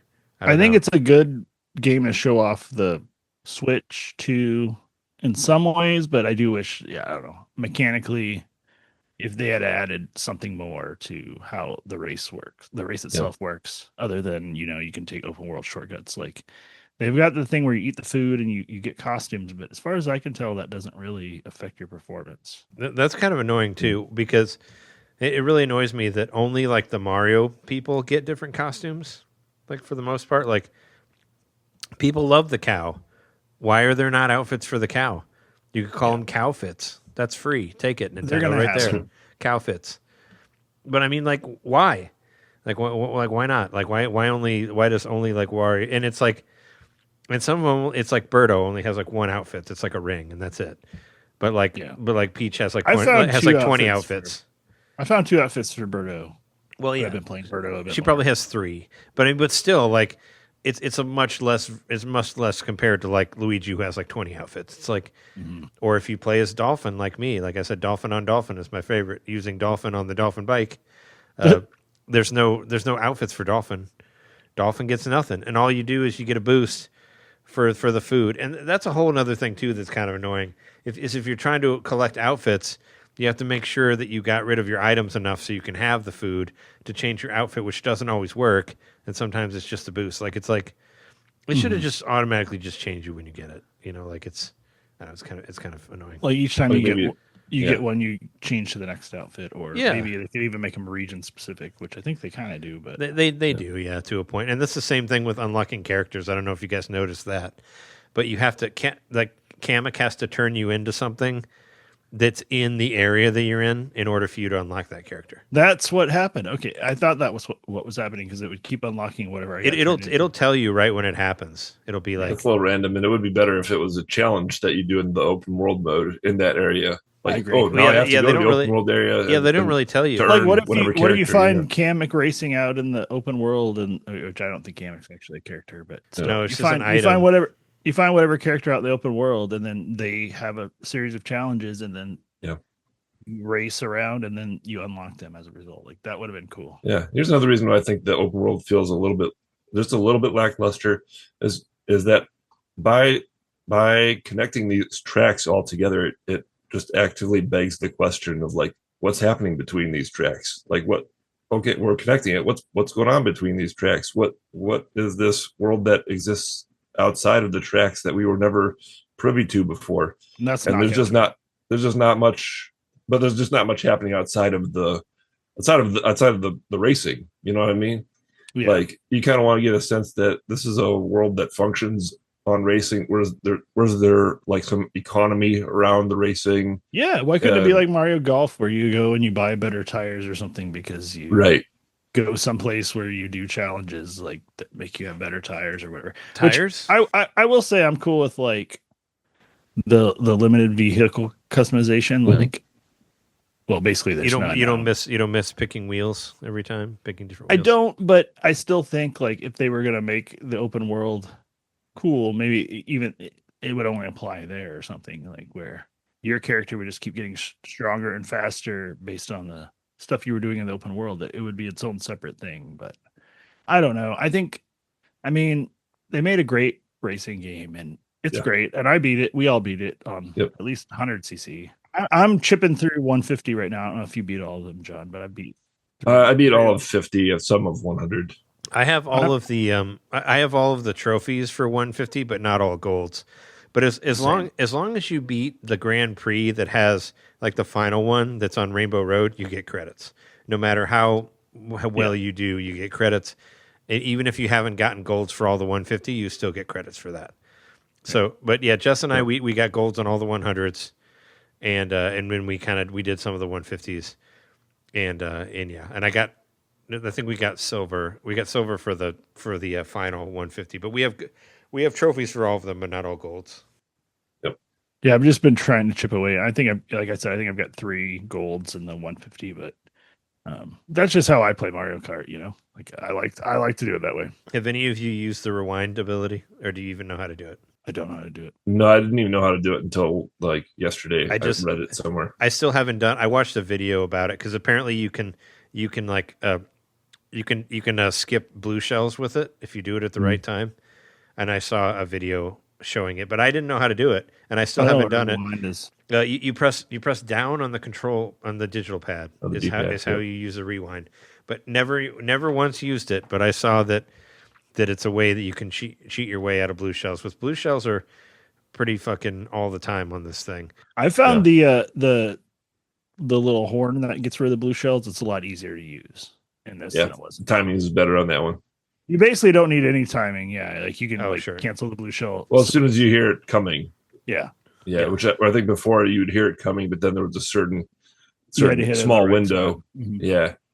As soon as you hear it coming now, you can hit it and it's good, which I think is that's an improvement. I don't know. It sounds a lot like I think we're complaining a lot about the game, but I think we're all in agreement that this is a fucking phenomenal game overall. It's cool. I really like it a lot. I don't know if I like the courses. I don't know if I put fucking in there, but no, I think it's good for what I don't know it if is. it's phenomenal. So I would say It's definitely not. It's not my favorite Mario Kart at all. I feel like this is a Mario Kart that could have come out a few years ago on the Switch, and it probably wouldn't have been as good, but it would have fit the times for what we wanted from Mario Kart. And so like now it's happening and I like it, but at the same time I'm like, where's like really going back to where's that new mechanic? What's I guess the grinding and the wall jumping and stuff. Like I'm enjoying that. Yeah. That's pretty cool, I guess. I guess you can do some really cool shit, but yeah, I actually haven't wall rode anything. I've just grinded something, but I've not a little trickier. Jumped off the wall at all. It'll teach you how to do it in some of the P-switch missions. Like, well, yeah, sure. Think about P-switch missions. I've done it in there, I guess, but not in a regular race. But I will say, like, I feel like the AI is smarter in this than I've seen assholes before. Right, they are assholes, but like, I literally see them like skipping parts of the course and stuff. Like they're doing that. They're not like, oh yeah, well yeah, they're grinding and wall riding and jumping off walls, and they're doing all this crap. And I'm just like, I don't know. It's kind of cool that because like it didn't feel that way at all on 100, but in 150cc, like I really feel like I'm playing. They're much smarter, nearly against humans. Yeah, like, and they're not like just being mean. They're racing aggressively. Which is also like being mean. I don't know. I guess so, but I mean, they're there to win. It's not about being mean. It's not that about they're winning. just attacking me constantly. It's that they're utilizing shortcuts and stuff. Like, Sure. which is mean, I guess. But I don't know. I'm having a good time with it, and I think you know what I will say. I think it was worth what I paid for it. I mean, I wanted the Switch 2 anyway, and I think this is a pretty good launch title. Yeah. Of course, my preference for launch titles is an adventure game, and I think most of us would feel the same way. I think Trey and John, like, we love racing games, but we would have rather like some crazy adventure game that just showed off the capabilities of the system or whatever. And we didn't really get that. So as a single player, not from Nintendo. Well, not from Nintendo. We can get into that here. But I think we're getting We will. that in a couple weeks with Donkey Kong. We just have to wait a little bit. Yeah, I mean, having Mario Kart World be like their launch title was obviously a good idea because Mario Kart 8 was the greatest selling video game like of all time. So Yeah. I mean, you know, And it was there at launch for the Switch as deluxe, and it was really good. And I literally played it in airplane, fake and in real life, it's true. because at the Switch event they had fake airplane seats you would sit in and play it. Oh, I mean, I like it. I was really looking forward to the free roam, and it ended up being not as exciting as I thought it would be. I kind of just fuck around with it a little bit, and I'm like, all right, enough of this. Let's go to Grand Prix, or let's go to Knockout Tour. You know, that's more exciting to me than the Knockout Yeah, Tour is great. And the first time I played Knockout Tour, I was like doing great. I'm like second place, first place, whatever. And then it's like last 4. I got hit by like 10 shells, one after another, and I'm 5th, and it's like game over. And I'm like, fuck you. Like I was real like, world. I'm like, close, going to bed. I think that was the first day that I got it. I did the Knockout Tour, and I got all the way to the end, and it's just like they just threw everything at me, and I'm like, fuck off, and I just put it to sleep, and then I put myself to sleep. I was playing Knockout Tour with my nephew, and he was asking, why are we both doing so bad? I was like, because we're playing against real people. And, you know, like. Oh, you're playing online? Yeah, we're playing online. Yep. So, yeah, some people have leveled up in the last couple of days. It's cool. I think it's really fun. I don't do super well in it, but I think my highest place is like, well, I got into the top part, but I did not finish first. So I think it was like 4th. I think 4th is my best place. I haven't played online against randoms at all. I've only played against people that I know. It's super fun. But I do want to say, you know, Caroline and Robert came by to play it, 4-player with us. They're probably they're the number one Mario Kart 8 super fans that I know of. Like, they play Mario Kart 8 like every night, like no exaggeration. They play it every fucking night. And they said the drifting was different, and they were having a hard time drifting. It's looser. Which, well, I wondered if that also had something to do with the super jump now, because maybe they don't. Because if I don't understand the super jump either. So, well, the super jump is the same as drifting, but you don't press any. You have to hold it and not press a direction, and then you'll jump higher. But it's still the same button. That's the drifting button. And you also have to be going a certain speed. You can't do it if you're going 2 miles an hour or whatever. Well, I mean, as long as you're not turning. Like, it worked for me as long as you weren't turning. You can super jump. Yeah. Or are you talking about drifting? I haven't gotten super jump to work. Just don't. Yeah, you can't do it if you're stationary. Just hold R. You have to be going like, 20 miles an hour or But whatever. yeah, usually, well, I release my super and it works like a normal drift, like where I just get a boost. I don't do a super jump. Well, you have to not turn. You have to not turn at all. You just have to hold jump and not press anything on the stick. And then that's how you do and then the super stuff jump. builds up and then you jump instead of boosting. Oh, okay. Yeah, that's okay. what's complicated about it. Is you have to not. Well, I was trying to you have to explain not press drifting any to Shauna, directions. and I was like, I can't explain it to you. I have to show you, and even like showing her was kind of hard to explain, even though I'm sure there's some FAQ you can read that explains it. But it is like kind of you have to follow a feel. So yeah, but if you normally like held the drift and then started moving, it wouldn't work because of the super jump. And maybe they do that, but I don't know. I was playing with Shake, and he said it was weird too. So I don't know. I guess if you play, I haven't played cars Mario Kart I've 8 in a unlocked while.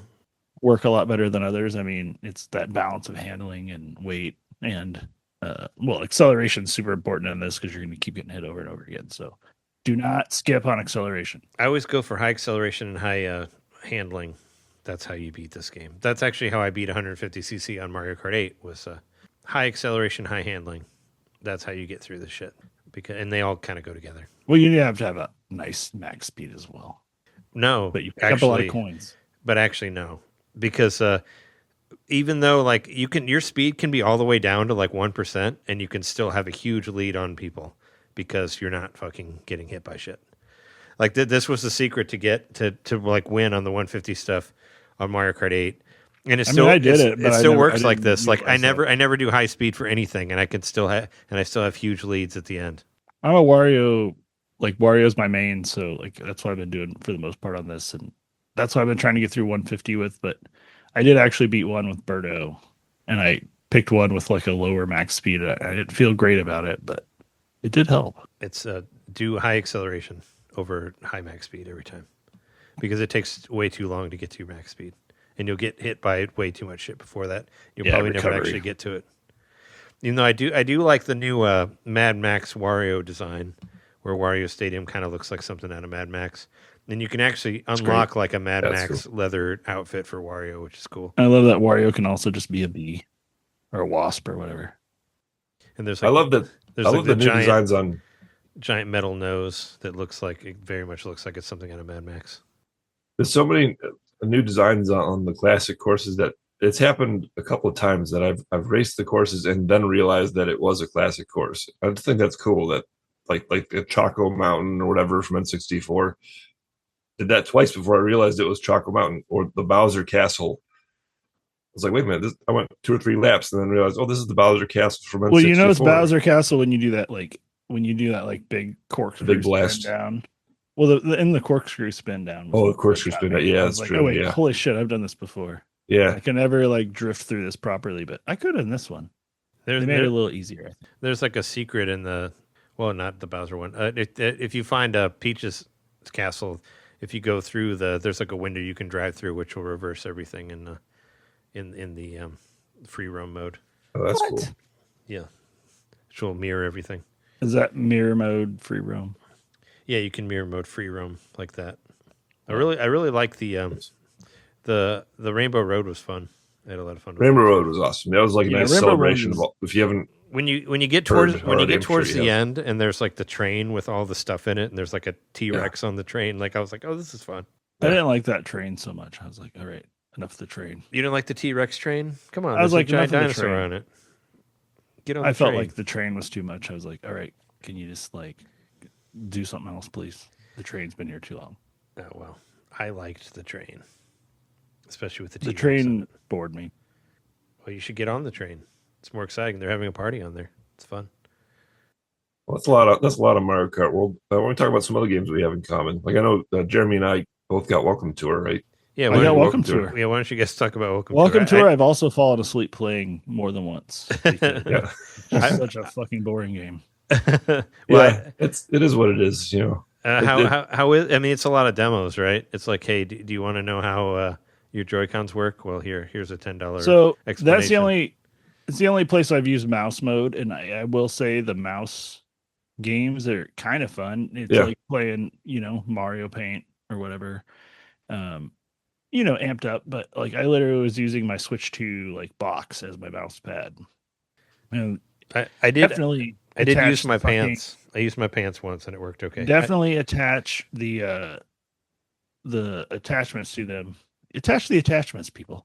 Yes. No, because it gives it more weight, and like your hand naturally holds it in a different way. Where it was better for the challenges. So yeah, it makes it a little bigger too, so slightly more like a real mouse. I don't like Welcome Tour because it's like everything's behind a gate of something really boring you have to do, or if you go like take a quiz, or you have to like click on everything so you get all the like stamps or whatever, so you can move to the next spot. And like that's why I literally fell asleep while I was playing it, because it's a lot of reading too. Right?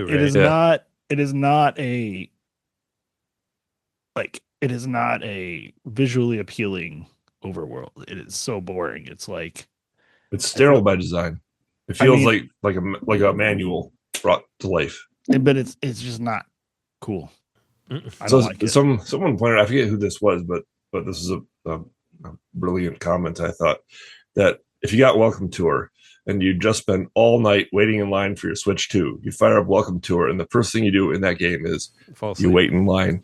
That's it. Yeah. That's the first Oh, screen yeah. on the game. Is you're waiting in line. That's funny. Yeah. So, I mean, I'm not mad that I bought the game. I knew it was kind of a risk. In case you weren't a tired I of wish it was waiting free. in line. I do wish it was free, but I I think kind it of should have been understand. free. I understand why.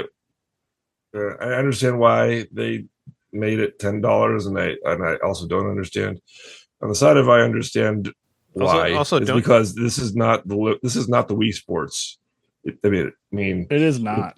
it is not the Wii Sports. There's no this is no for multiplayer, people, as I said before. This is 1-2 No. Switch, but worse. No, this is for people who like are interested in things like HDR and what that means, and who are interested in. I think if you're interested in it, possibly- you probably know what it means. Have you ever wanted to walk across a Wikipedia page while you read it? Because that's what this is. Yeah. So It even has the same aesthetic. It's just a bunch of bland black and white shit, and then no, it's a terrible, terrible thing, and I wish it should have just been free.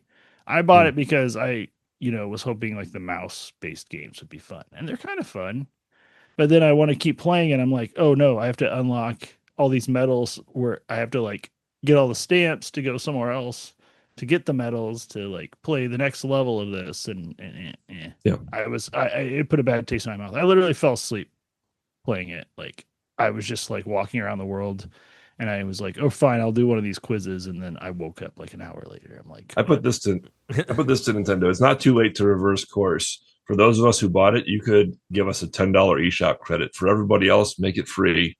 The new ambassador program. Here's the new $10 ambassador for buying program. this. Apologies for people who bought. Welcome to her. Yeah. it's terrible. But if it were free, it would be like, oh, that's kind of cool. I mean, If it was free, it'd be like I'll go play it once in a while when I'm Yeah. like, When you're really bored. I've had with like everything 3 else. coffees, and I know that I can pay attention and experience some like tech specs from yeah, the perspective of Nintendo, which may or may not be true, but they're going to show it with a game where I have to like collect coins while big spiky balls are coming at me. yeah, You love big spiky balls. yeah. I think if you're still interested at all after hearing this, like I said, I'm not mad that I spent $10 on it. It's fine. Go spend your $10, satisfy the curiosity. I But guess I'm anyone not else mad just- I did either. I'm saying Because you're it not was you're not selling me on it. So the one only- who is the not only I'm not thing trying I- to either. Yeah. So far, what I would say is if you really want to play around with those mouse controls with some mini games, that's why you would buy this. If you're really interested in the mouse controls and how Yeah. precise it is, it's super precise. It's super,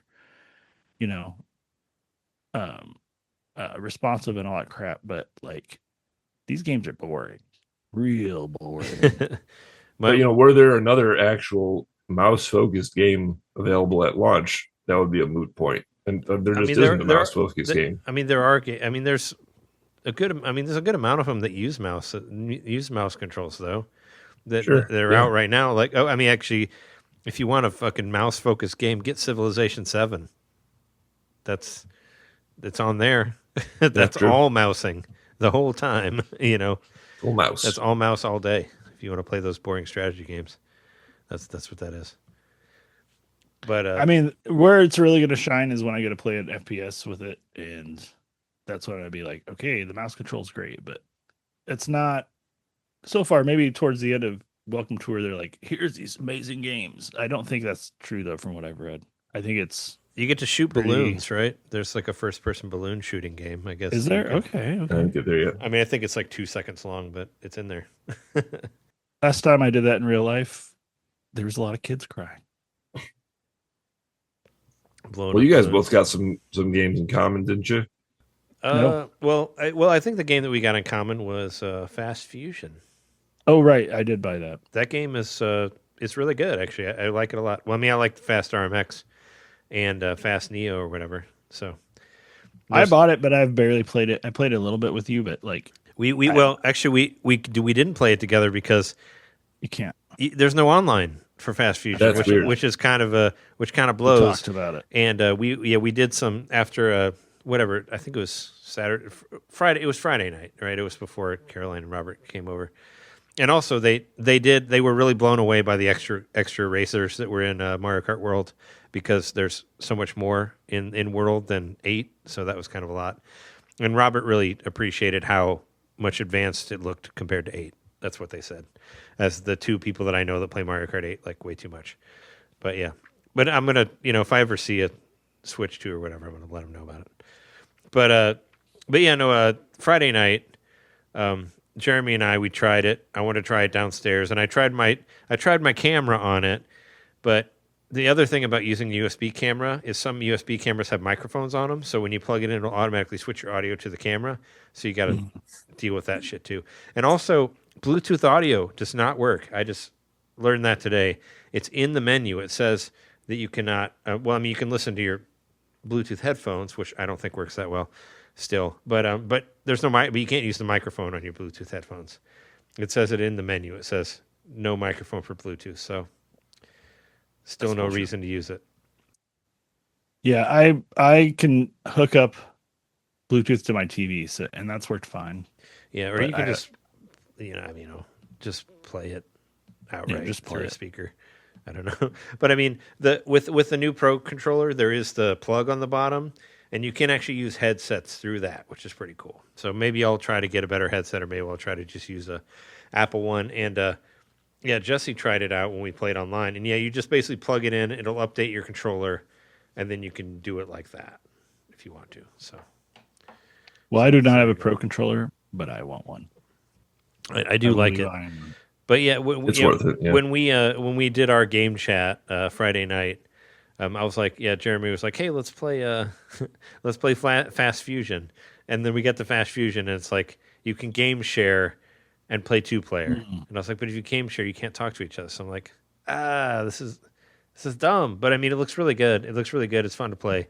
I was playing a lot of Fast RMX before it came out, and it reminds me of that. They're actually putting out a new version where like nothing's upscaled or whatever. I'm interested to see how that looks or something. I don't know. But was it a Digital Foundry said it was like one of the most visually impressive games on Switch 2 or whatever. But yeah, no, I mean, those Shin'en guys are really, really good at making shit. So good for them.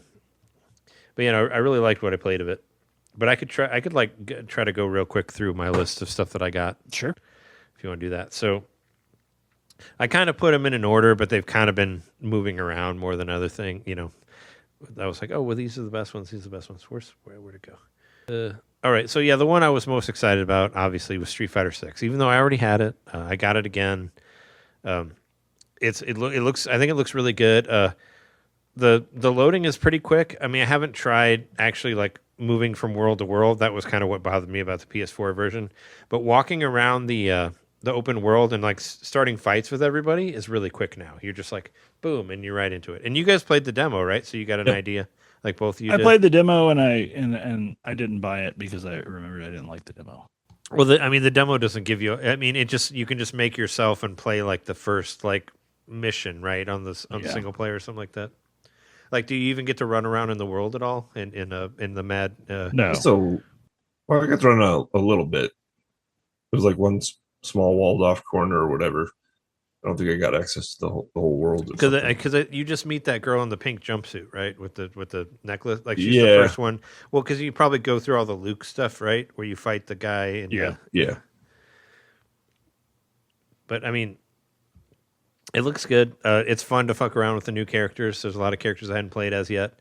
I was fucking around with it, and Shake was like, "Hey, let's play online." So we did. And we game chatted and all that. I think I ran into a similar thing that happened with Jeremy, which we should talk about that. On Friday when I was trying to game chat with Jeremy, I was like saying we were playing a knockout tour. Yeah, we were just playing the Mario Kart World, and I was just like talking, and then all of a sudden it just glitched, and it was like, and Jeremy sent me like 3 videos of me just like, just like over and over and over again.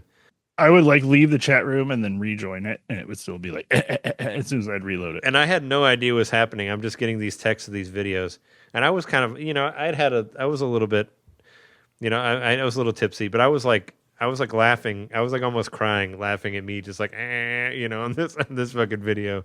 And it was funny like, too, because it was one of those things where Trey was like, yeah, so I came over here and I got the mushroom, and then it was like right in the but the and then it just like repeated.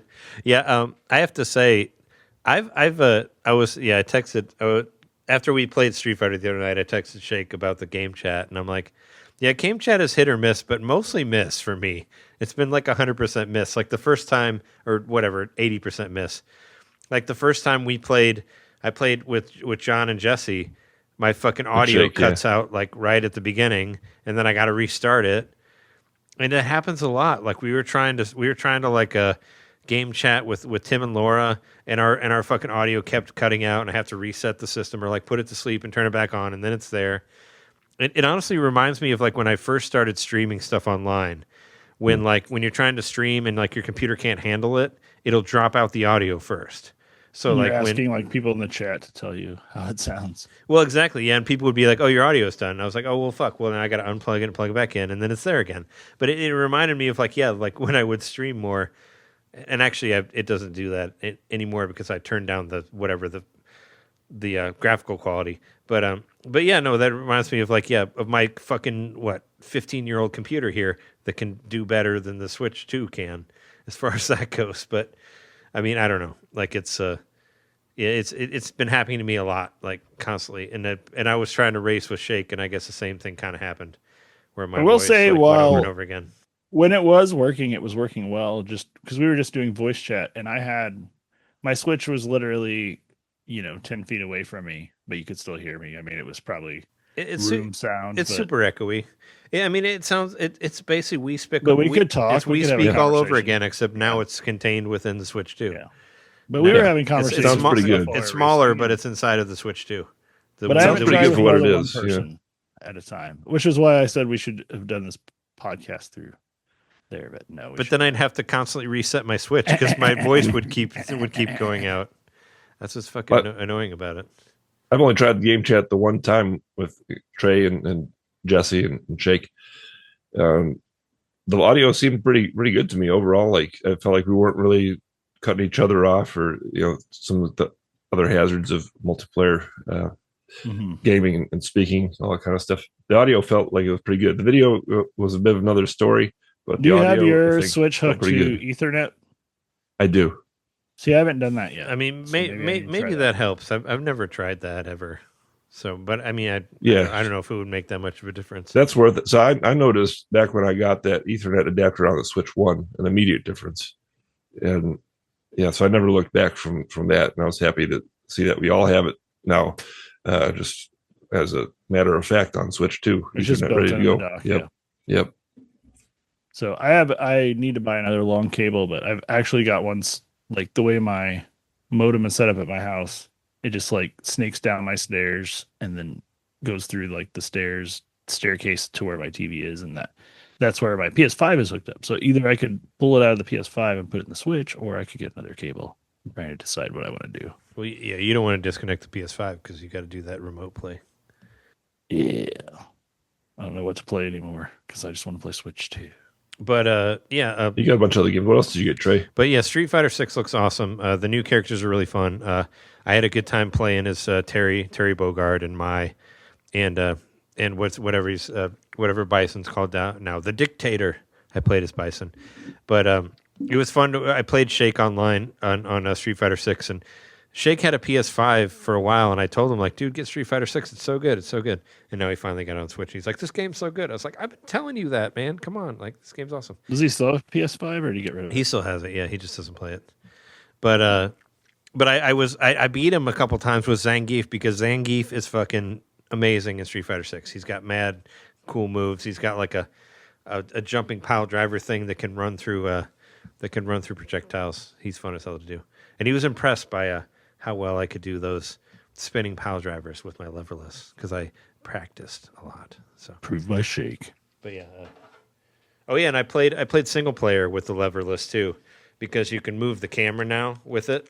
So I was running around a 3D world. So you could get the leverless to work with it. Oh yeah, no, leverless works great because it's. So there's another controller you could have used for. Well, yes. Well, I can't. Well, I could use this for Mario. I can use it for Mario Kart. Well, I'd have to. I can because I can actually switch the buttons to control the to control the stick. I did mention that to Jess. I'd just be the nerdy one who's like, I'm playing Mario Kart World. Look at me. I love this controller. It works great. It works great for everything. I'm playing with the leverless. Hey, I could. You can.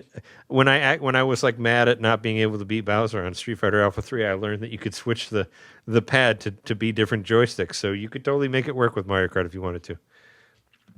But it worked. Why were you playing Bowser on Street Fighter Alpha 3? Bison. Oh. Or Vega, as he's called in Japan. But whatever. Anyway, yeah, Street Fighter 6 is awesome. Did you like it at all playing the demo, John? Yeah, I liked it. I could see myself picking it up sometime when it's probably on sale. I don't know about full price right now. There's too many other good options on the Switch too. But definitely, I could take a chance on it at $20 It's or already, so. Somewhere it's already like a value price. It's a stellar game. Yeah. I mean, the base game is $40, which is pretty good.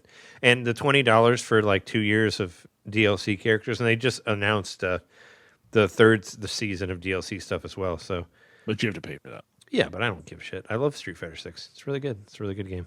And I was playing the single player again, and it's fun. I think you would like the single player because it's so stupid. Like you fight fridges that throw food at you, and it's just really dumb. But it's funny.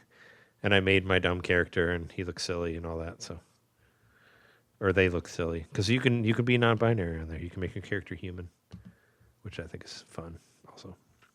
But yeah, Street Fighter 6 is cool. No, the game that I've been playing the most as of recent is Rune Factory Guardians of Azuma. I played it for like 4 hours straight yesterday, and when I first started playing it, I was like, this game looks okay. Some of the textures look a little bland, but once about like an hour into it, 2 hours into it, I was like, oh, okay, I get it now, and it's fun as hell. And actually, the battle system reminds me a lot of the Ys games, which I like a lot. Oh, cool. You can do the witch time sort of thing where like you, if you dodge at the right time, everything slows down. And it also has like the mechanic from Ys 10 where you have to build up the block or you have to break down the block meter and then they get stunned and then you can do higher damage on the bosses and all that. But and it's got some Persona stuff in there as well, Metaphor, Refantasio, whatever you want to call it. It's got social links between different characters. There's like 10 different characters that you can romance. There's homosexual relationships in there, which is awesome. And you can only be like the male and the female characters, but they have different stories, so it's worth it to play the one and then the other one because they have completely different characters because they're all different things. And you start. There's no envy option. No, there isn't. But it's based. Yeah, you just have the two. But at least you can. I wasn't sure if you could have, homosexual relationships at all, but you can. So that's good. But you start off. You're an Earth dancer, and you like build. You're like so. There's instead of like there being different. So there are different seasons, but they're all different worlds. So like you start in the spring world, and then you have to find the summer world, and then you have to find the winter world, and then you have to find the autumn world, and you can grow different things in those different places, and you also like get different people in your town to help to do all the farming. So I think it was a switch up review of it where they're like, finally, you don't have to waste so much time doing farming. You can actually get people to do it for you, and then go off and do the adventure part of it, which is really fun actually. And you get a giant fucking white dragon that looks very much like, it looks like the Japanese mythology dragon, but you could say it's Falcor if you wanted to. But yeah, you get a character, you get a buddy that turns into a giant dragon, and you basically fly around and find new areas to explore. It's really cool, and I've been having a great time with it. It's like you do like social relationships with each character, and you unlock new things, and it's just been like, just kind of like accordion itself into like one to another to another to another, and I'm like, there's too much shit to do in this game and I need to sleep. It's kind of got to the point where I'm like, I'm not going to play this right now because I know I'm going to play it for like 6 hours, so I need to like put it to the side. But no, I've actually really been enjoying it. It looks really good. It's 60 frames per second. It has mouse control. If you want to like the area, because they give you a certain area to farm, and you also build buildings and different shops there, and that's kind of like Ys too, where you can make your own like blacksmith area, and you can build your new weapons, and you can upgrade your weapons through stuff that you find like through the battles and whatnot. You're kind of like building your various worlds in different places, but for that area, you can use the mouse to put all your houses around, and you can move it in that way. So it does have mouse control in that way also. But I've really been enjoying it, and it looks really pretty. Bravely Default HD also looks really good too. I forgot how much I love that game. I really enjoyed Bravely Default 2. In Bravely Default Flying Fairy HD, they still have street passes, but you actually find people in the world. So you'll find someone in a town, and it'll be like, oh, you street pass them, and then they'll go to your town, and then you can build the town like you would in the original game. But it works the same way, where you fight different bosses that have different jobs, and you get the job system, and you get to change your different characters. I would describe Bravely Default. It's like if you like the original Final Fantasy games on Super Nintendo, but didn't like what all the shit they did on a PlayStation, play Bravely Default. It's basically the sequel that Final Fantasy should have been. Like where it would have went is where that feels like. It has the traditional battle system, but you can turn up the battles or turn them down, whatever. Final Fantasy VII had come out on the 64. Kind of, I guess you could say that. I mean, it felt like the natural progression of like those sort of Final Fantasy games, like the classic. Except for it has it's kind of a little bit more like 5, I guess, because it has so much of a focus on classes and whatnot. But no, it's really cool. Like I like it a lot. It was like I think it was like Saturday night. I was feeling really burned out from all this, from hanging out from everybody, and I was like, I just need a single player game, and I just threw on Bravely Default HD, and it was just like. It was perfect. It was exactly what I needed. That's why you didn't race with me Saturday. Well, I think it was Sunday. No, I did feel bad about that. You sent me a text, and I was about to go to bed like 10 minutes later, and I was in the living room, and I was afraid of being too loud because Jess was asleep, and I felt bad about it. But what I want to do with game chat, what we should do, is chatless game chat. We should just look at each other. Like if we're all on at the same time, we should just start it up, and we don't have to talk. We can just look at what we're playing. I always thought that'd be fun, just to watch what you're doing. Like Jeremy's playing Deltarune. I want to see what's up with that, like that sort of thing. And you don't have to say anything. Turn your mic off, and we'll do the screen share, and we'll just look at what we're doing if we're all on at the same time. I'm saying that's going to be a thing. You're going to see groups on Facebook of people doing that. There's going to be Discords, chatless game chat. People are going to be doing that. It's basically like Twitch, where you lurk but you don't say anything. That's what people will be doing on this, and that's what I want to do. Once the frame rate is worth watching. Well, yeah, the frame rate's not great, but I can still get an idea of what you're doing. I want to see what you're playing and all that. I do wish, and maybe this is coming. This is a pretty good idea. That in the app you actually had a chat function, so you could type and not talk, whatever.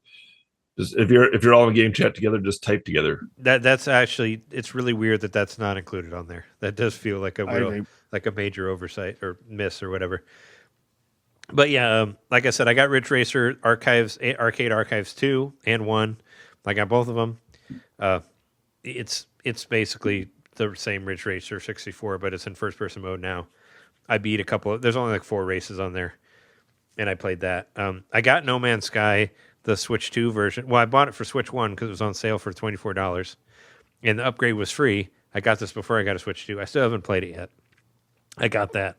And I heard that Arkham Knight got really improved because it ran really terribly on Switch 1. Yeah. And it was on sale for $10. It was on sale for $10, so I got it just because I never played that game.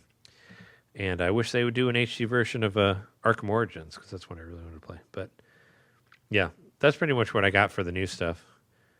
Why don't you talk about what else you guys got? John?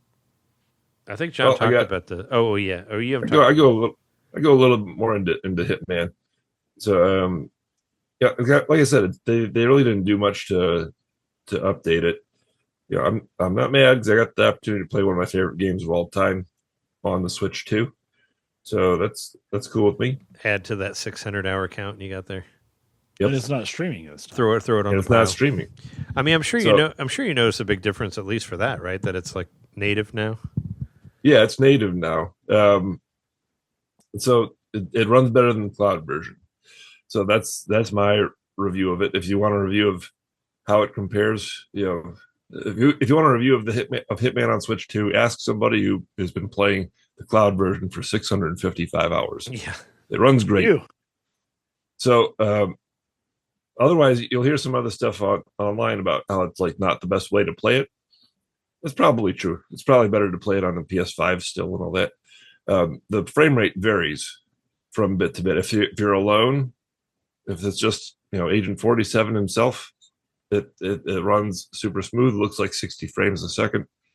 But the second you get out with a bunch of other people, and there are a lot of NPCs in this game. So that's where all the processing power goes, is monitoring all these NPCs and where they're at and what they're doing to interact with each other.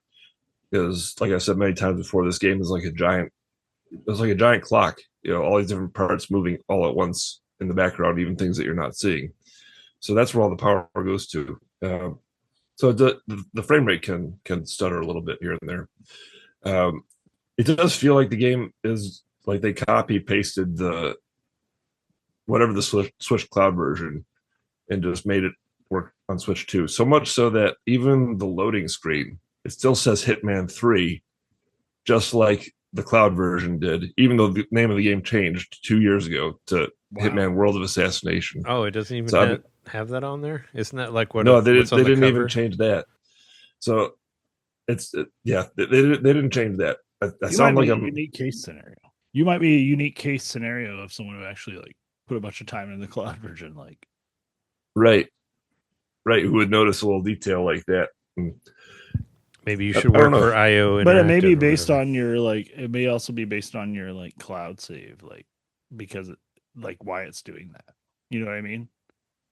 Yeah, maybe I don't know.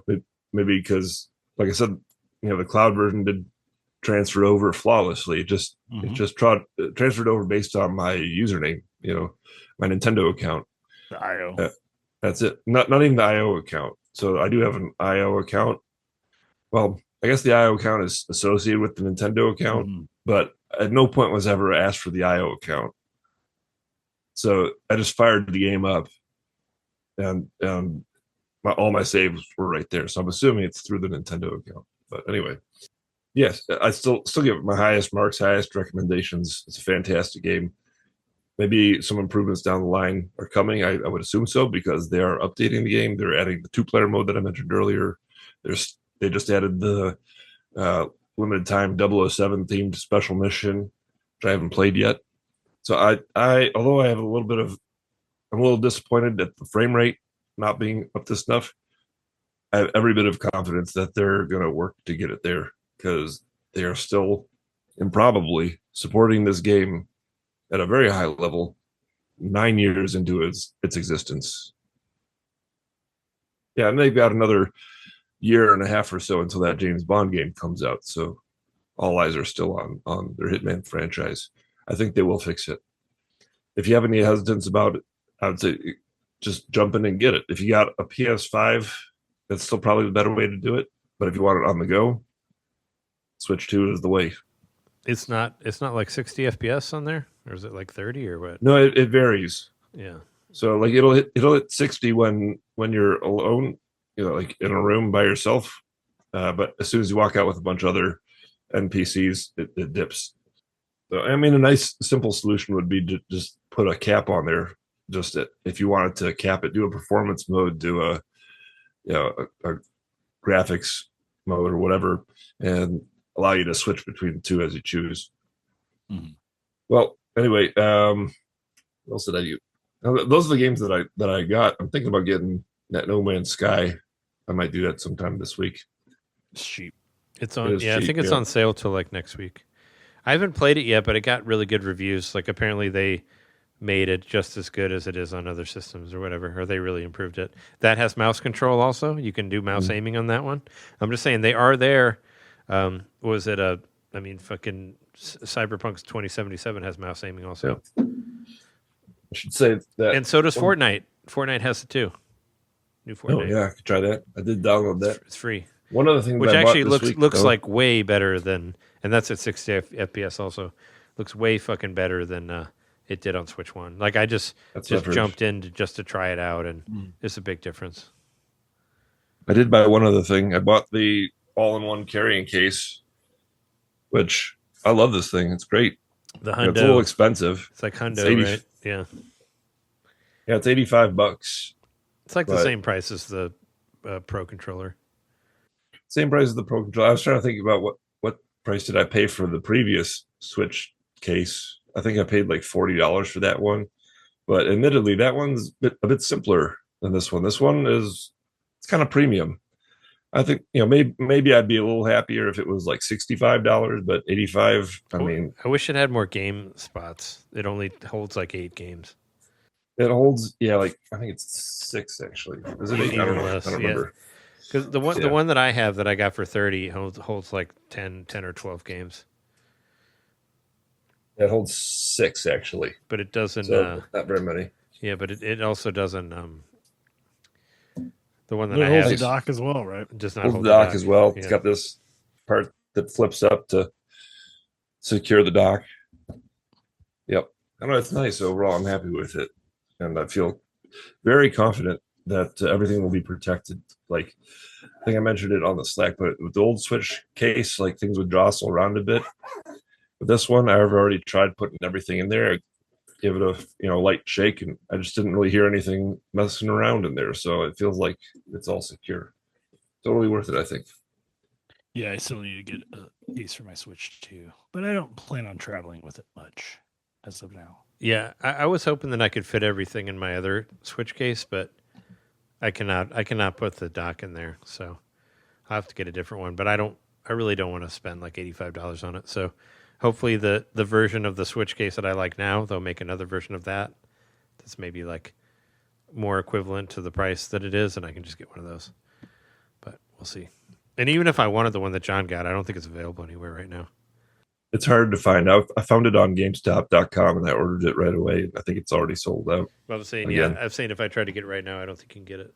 Yep. So one other thing I was thinking we should talk about is we had our experience, Trey, with Jesse and Shake doing the game chat. We were playing the GameCube games over game chat, which got a little bit frustrating. It was fun still. It was cool to play Soul Calibur on there, but we were trying to play Soul Calibur, a 2-player game. We were trying to do the old-fashioned controller thing, and it really wasn't practical. Like there's no way to just reassign. Like whoever loses should pass the controller to the other person, and there's no easy way on there to reassign controllers. Which as I recall, you can was the case on the N64 one as well. Like you can switch single player. Like we figured that out towards the end.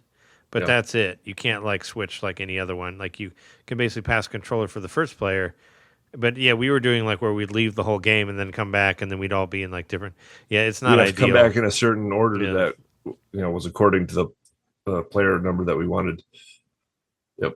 So it was a little bit clunky. Another thing to hopefully update soon. Other than that, I think we had a good time with it, and I like the GameCube games that. Soul Calibur looks really nice too. Still, Soul Calibur looks really nice. That's the one that I keep returning to. I played a little bit of F-Zero.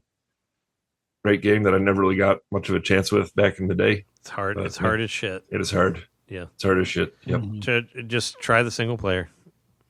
I don't know. Have you tried the story mode yet? I mean, there's only one. No, not really. There's only one level available to you at the start, and you have to buy everything else. So you have to play through the races multiple times to get enough money to buy the other shit. I can mention some old games that I wanted to give a shot again. Well, yeah, but hold on. Jeremy didn't talk about there's another game. I mean, Jeremy didn't talk about the Switch 2 stuff that you got. Yeah, so I think the first one was the one I said I would buy, which was Undertale. The other one? You mean the other one? Deltarune? I'm sorry, I said Undertale. I meant Deltarune. Yes. I meant Torchwood versus Doctor Who.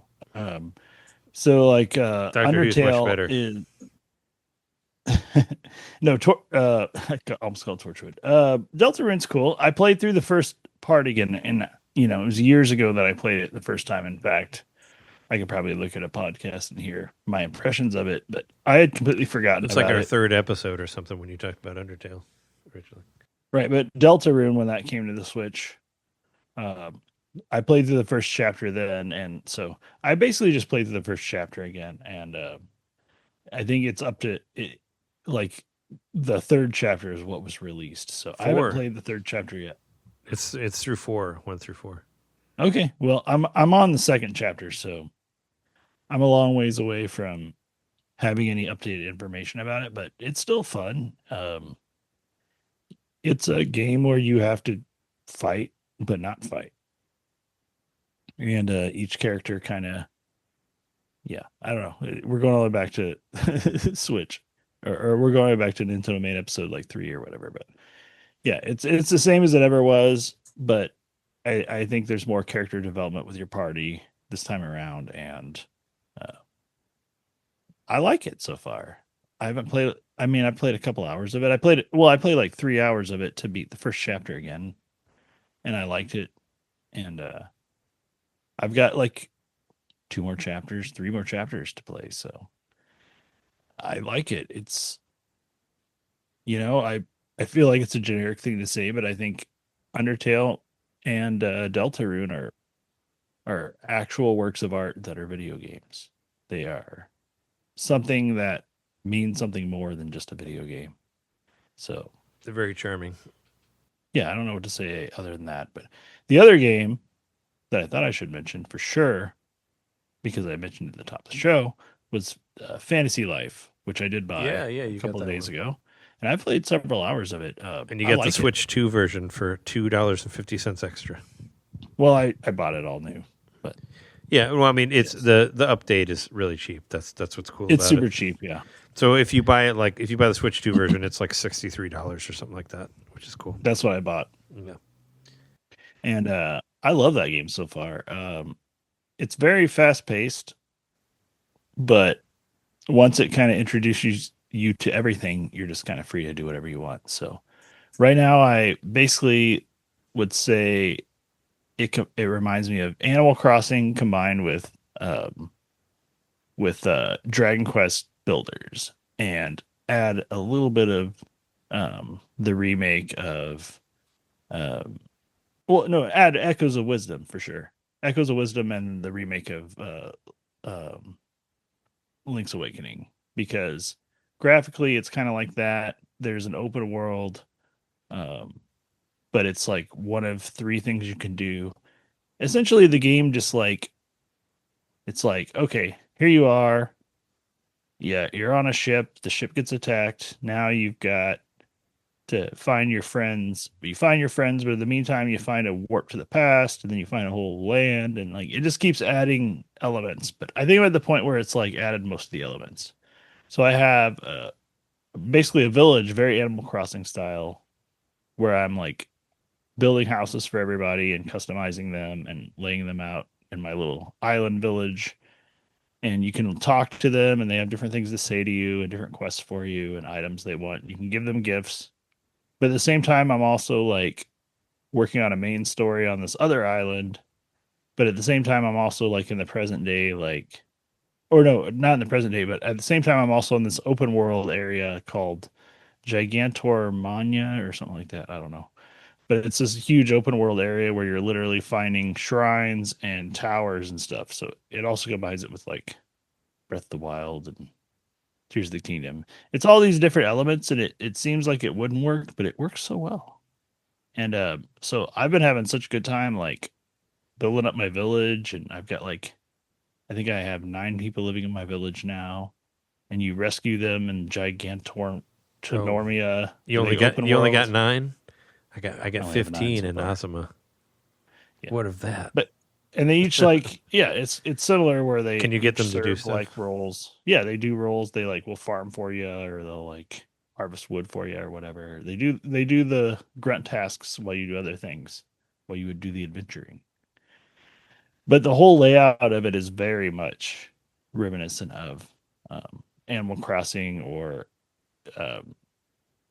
Echoes of Wisdom, in that it's this very like cartoony kind of like diorama style world that you're in. And yeah, I don't know. I've been having a great time with it. There's a story there. Like I literally just found out who the villain of the story is, or at least so far. And I've put 7 or 8 hours into it. So I can just stop doing whatever I'm doing at any time and just go focus on my little island and play Animal Crossing for a while. And it doesn't work in real time. It works in like the day-night cycle that's built into the game, but there are certain items that only rejuvenate once every 24 hours and stuff. So they kind of throw in the Animal Crossing thing there with certain items you can harvest. And I don't know, the depth is huge. Like before we started recording, I was just going around trying to find all the towers in the open world area because I just want to be able to warp wherever I can go. And then you find these shrines, and within the shrines, you find the strangelings, which are characters that you bring back to your island and you turn into like people that live in your island.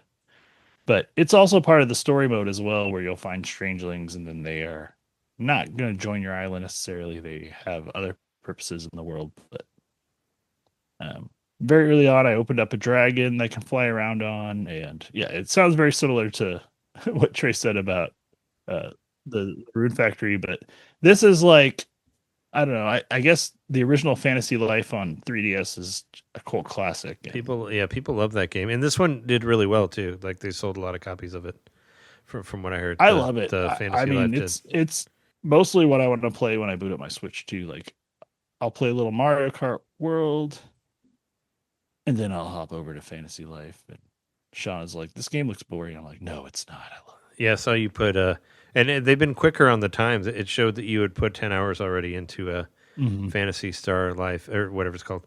Not Fantasy Star, Fantasy Life. Fantasy Life yeah.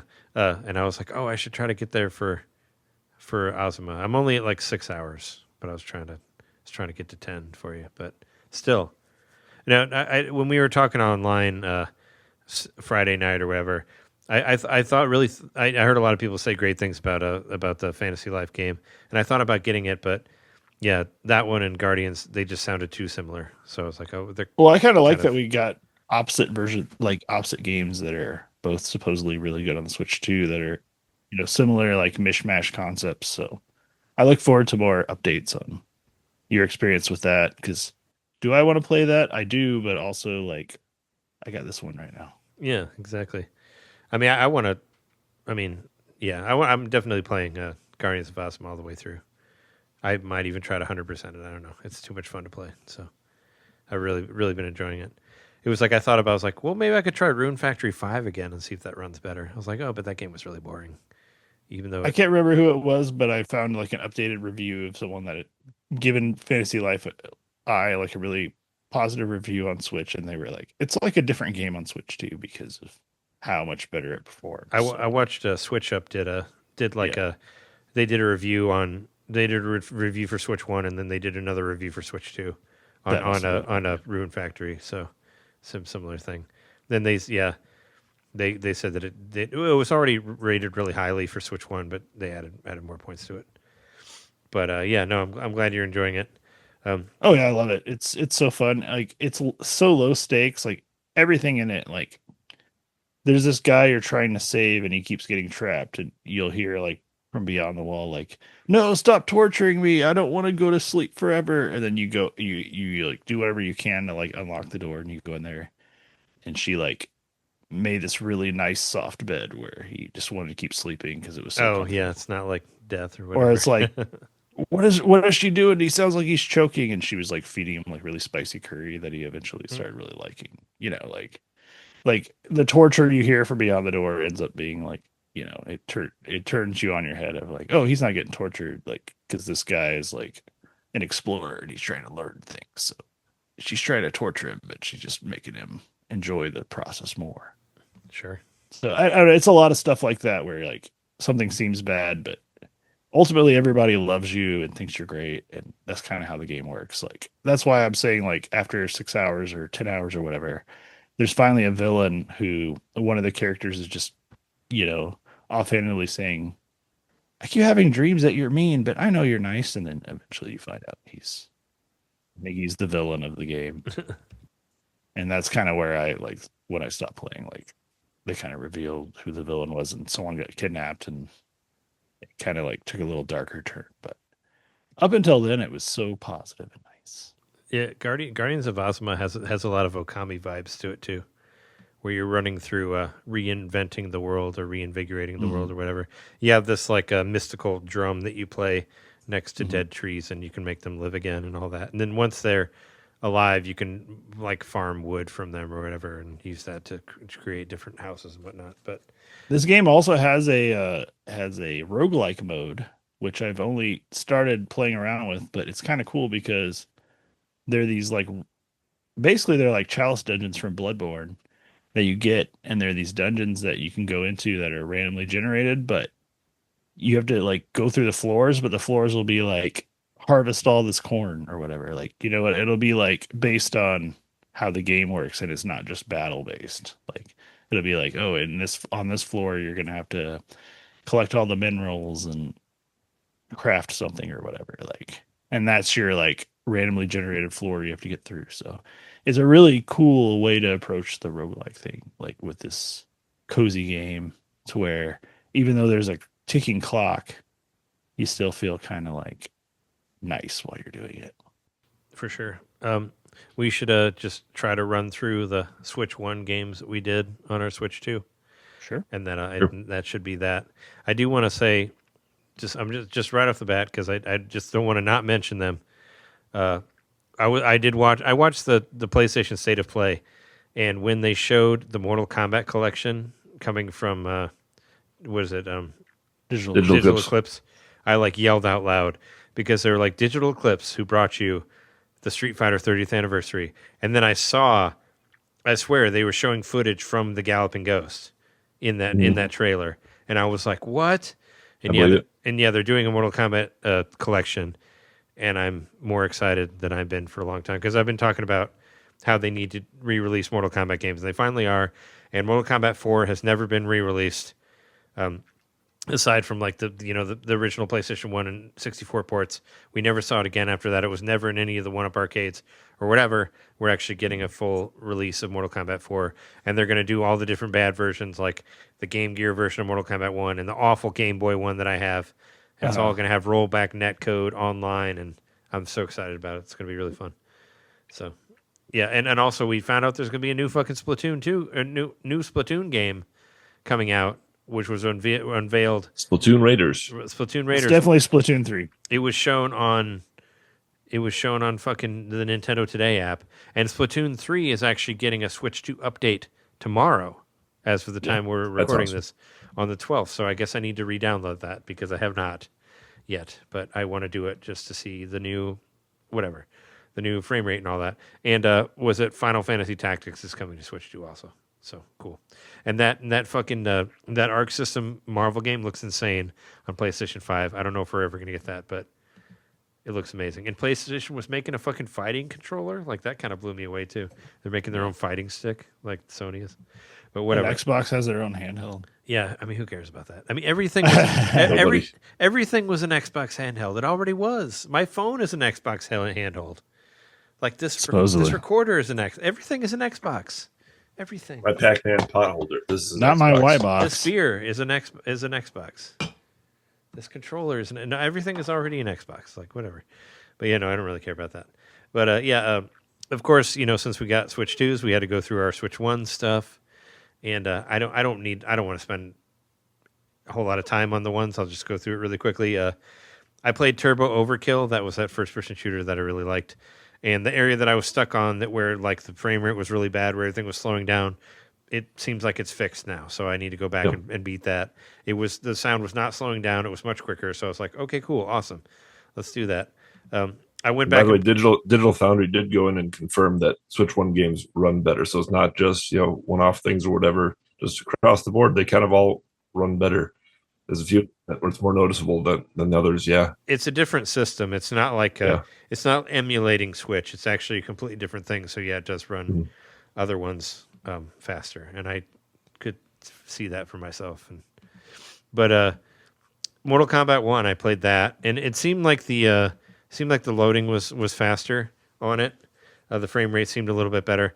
Actually, we didn't really talk about it, but that was where I tried out the Bluetooth audio, because I turned on my Bluetooth headphones while I was playing Mortal Kombat, and it did not. It felt like it was still broken to me. I know you said that it worked for you, John, but it did not for me. And maybe because I was playing on the levelless and it was connected directly to the system. Maybe it's wireless, you don't notice it as much, but. Nah, yeah, I turned it off. I was like, something's wrong, and I shut it off right after, because you could feel like it was bad. So I mean, I didn't really notice the difference. It seemed like it was still broken. So I don't know.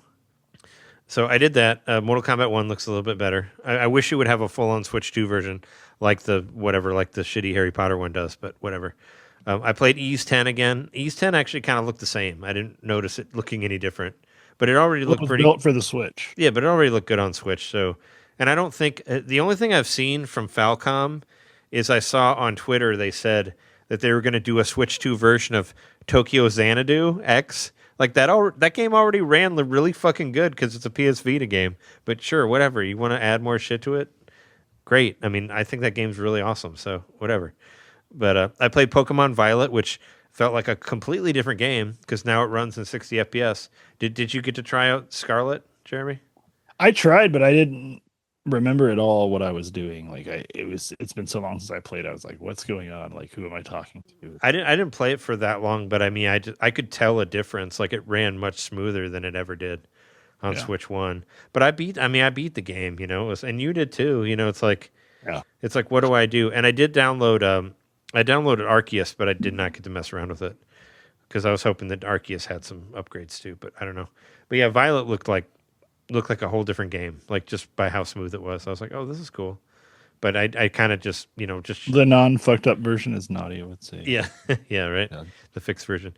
Another one that I remember kind of struggling a little bit was Shin Megami Tensei 5, and I booted that up on Switch 2, and it did feel a lot smoother. It's still hard as fuck, but I ran around and I was like, oh yeah, no, this feels like the frame rate's a little bit better. Like I said, a lot of these I didn't spend a whole lot of time with. Xenoblade Chronicles X, I booted that one up. I felt like the loading was a little bit faster. The frame rate kind of felt the same.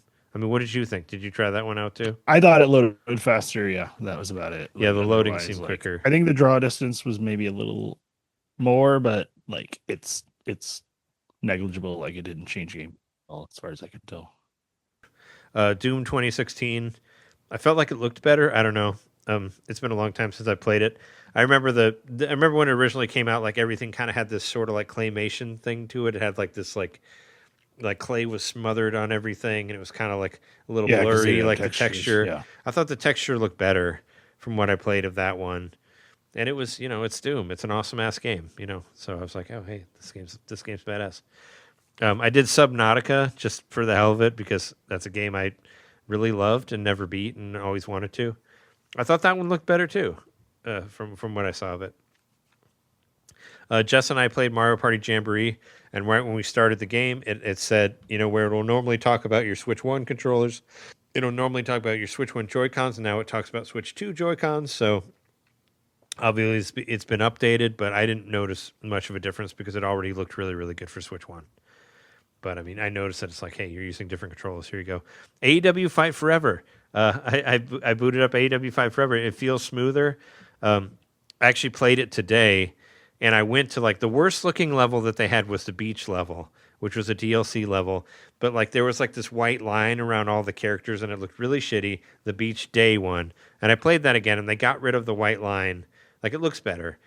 I mean, I don't think they officially did an update for it, but it looks better and it's a little bit faster. We need to do another like full on multiplayer thing with Logan and Joe and Shake and I, like so we can see like if it's going to drop us out or if it's going to do all the weird like glitches that it did before for the online stuff. But yeah, I mean I would like it to get a full on upgrade, but I don't know. AEW doesn't seem to care about that game anymore, but they should. They should do something. They got not fight temporarily. Yeah, I mean they got a lot of really great wrestlers that aren't on there, and they're on fire right now. They should fucking. I would love to see them do another game because they've really been hitting it out of the park with the past few whatever they're doing, their storylines and whatnot.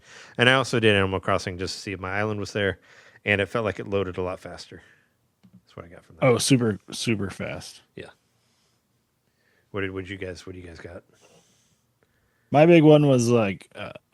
I wanted to test out Switcher, and it seemed fine. Like the texture seemed more sharp. Oh, Witcher? And it seemed like there was a higher frame rate, but yeah, it still didn't feel like where I wanted to play it. I don't know. Yeah, I mean, I tried it out with all the effort they put into Cyberpunk. I'm surprised there isn't actually a full like Switch 2 upgrade for Witcher that makes it look like current systems. Like I have a feeling that's coming. Like I think that whatever's on there now is just with it being a different system or whatever. But I'd be really surprised if CD Projekt Red would not do that since they've done so many updates to Witcher 3 since it came out originally,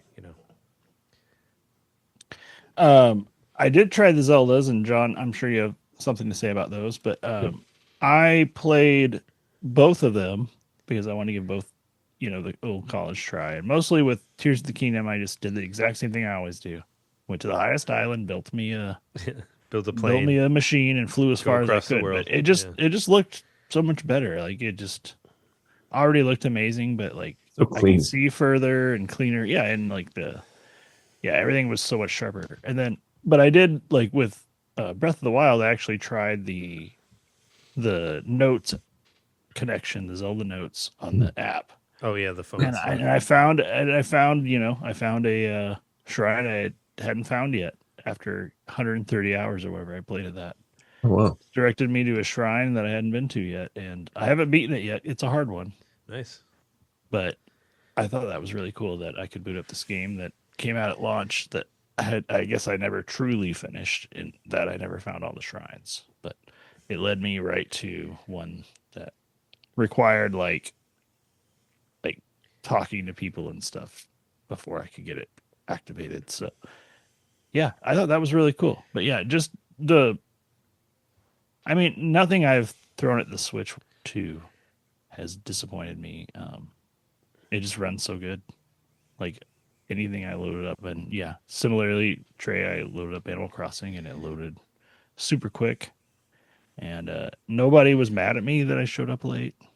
I didn't talk to anybody. I kind of just walked around a little bit and then like saved it, because I know they're going to be like, "Where have you been? It's been like 5 years or whatever." But I've still got my podcast studio in my basement, so I'm doing okay. Oh yeah, I still have my editing place like on the top hill there. This still has a computer with the waves on it.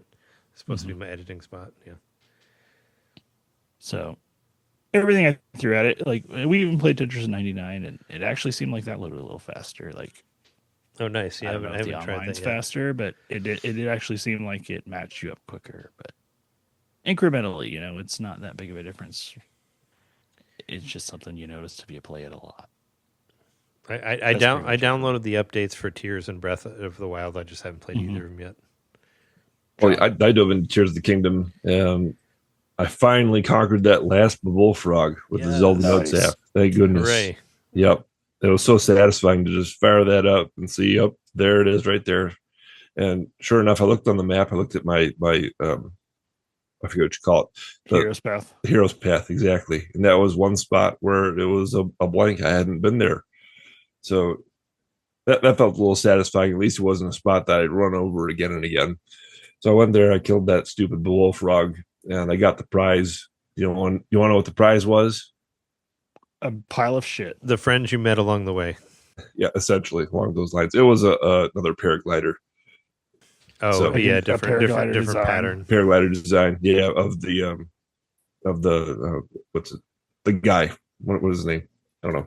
The bullfrog guy. But, yeah. The weird monster guy that's super creepy and annoying. Yeah. Like so it was all right. He's like a Dante-like character, or Dompe, I should say. Oh, sure. Yeah. I was like, Dante. I guess it was more like Devil May Cry. I meant Dompe. Yeah, no, I know. It was more like one of the things that he wanted to turn into, like the little bunny things or whatever. But anyway, it was okay. It was a whatever. But you got it, at least. But I got it. Yeah, that's the point. I got it. So I think overall the app was useful if you intend to 100% the game, or if you want to know all your stats. Other than that, it's just kind of like a nice to have, I guess. There's like the voice memories, which I think add a little bit of depth to the game, like the depth to your experience of it. You can decorate your screenshots. You do the daily bonus item, which I didn't use. I don't know. I didn't use all the extra other stuff, but yeah, the main point is that you can 100% the game much easier with this app, and you don't have to like go off on the internet and out of the game experience to look up how to do it. I think that's kind of cool. I mean, you can look at your phone, but this time it's your second screen. Right. And you're ostensibly still playing the game because, it's part of the experience. Mm-hmm. I tried Rocket League, and Rocket League looked the same. Splatoon 3, I tried that before I even knew that an update was coming. That news just dropped, today, or was it yesterday? I forget. I think it was yesterday. But I noticed some flickering which I guess is part of the need for an update. There's like some minor flickering on some of the characters' faces at some points, but that'll be fixed tomorrow. So no big deal. They're like adding more levels too. Yeah, more levels. Yep. Or adding, whatever Classic levels. arenas. Yeah, like some And more a whole new mode. some more Wii U stuff.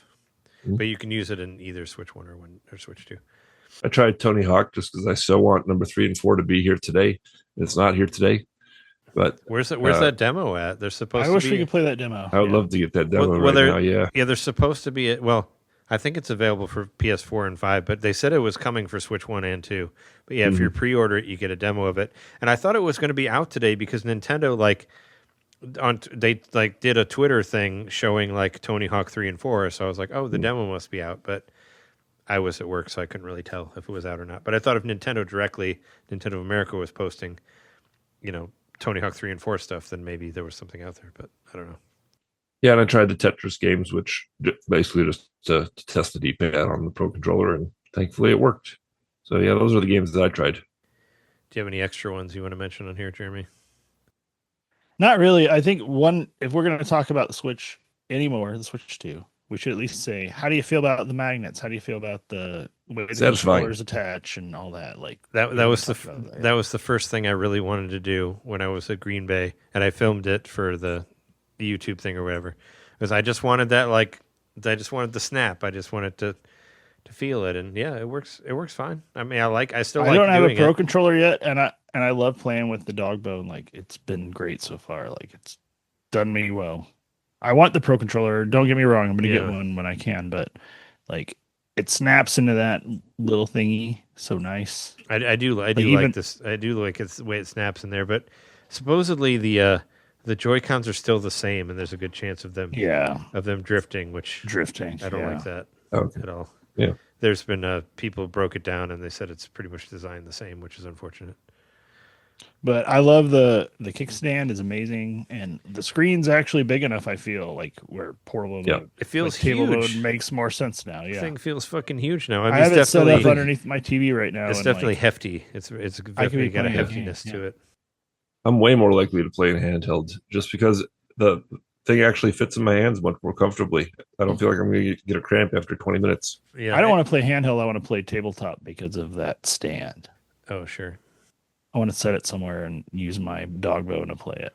I mean, it's not as good as the OLED stand, but it's not as good as the OLED screen either. Yeah, I mean the OLED stand was like more solid, but whatever. We're in between. So I heard some concerns about the stand, and apparently it's made of a very strong type of metal. I forget the name of it.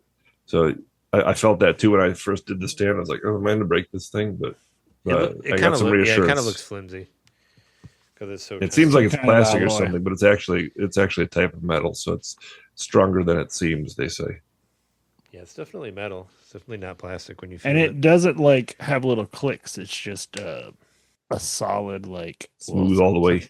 But it's like a solid clunk for whatever angle you want it to be. It just smoothly goes there. It's nice as a portable. Yeah. I like taking the Joy-Cons off and popping them back on, because instead of having to slide them, you just pull them out and you push the button towards the direction you're pulling it out, so it feels natural.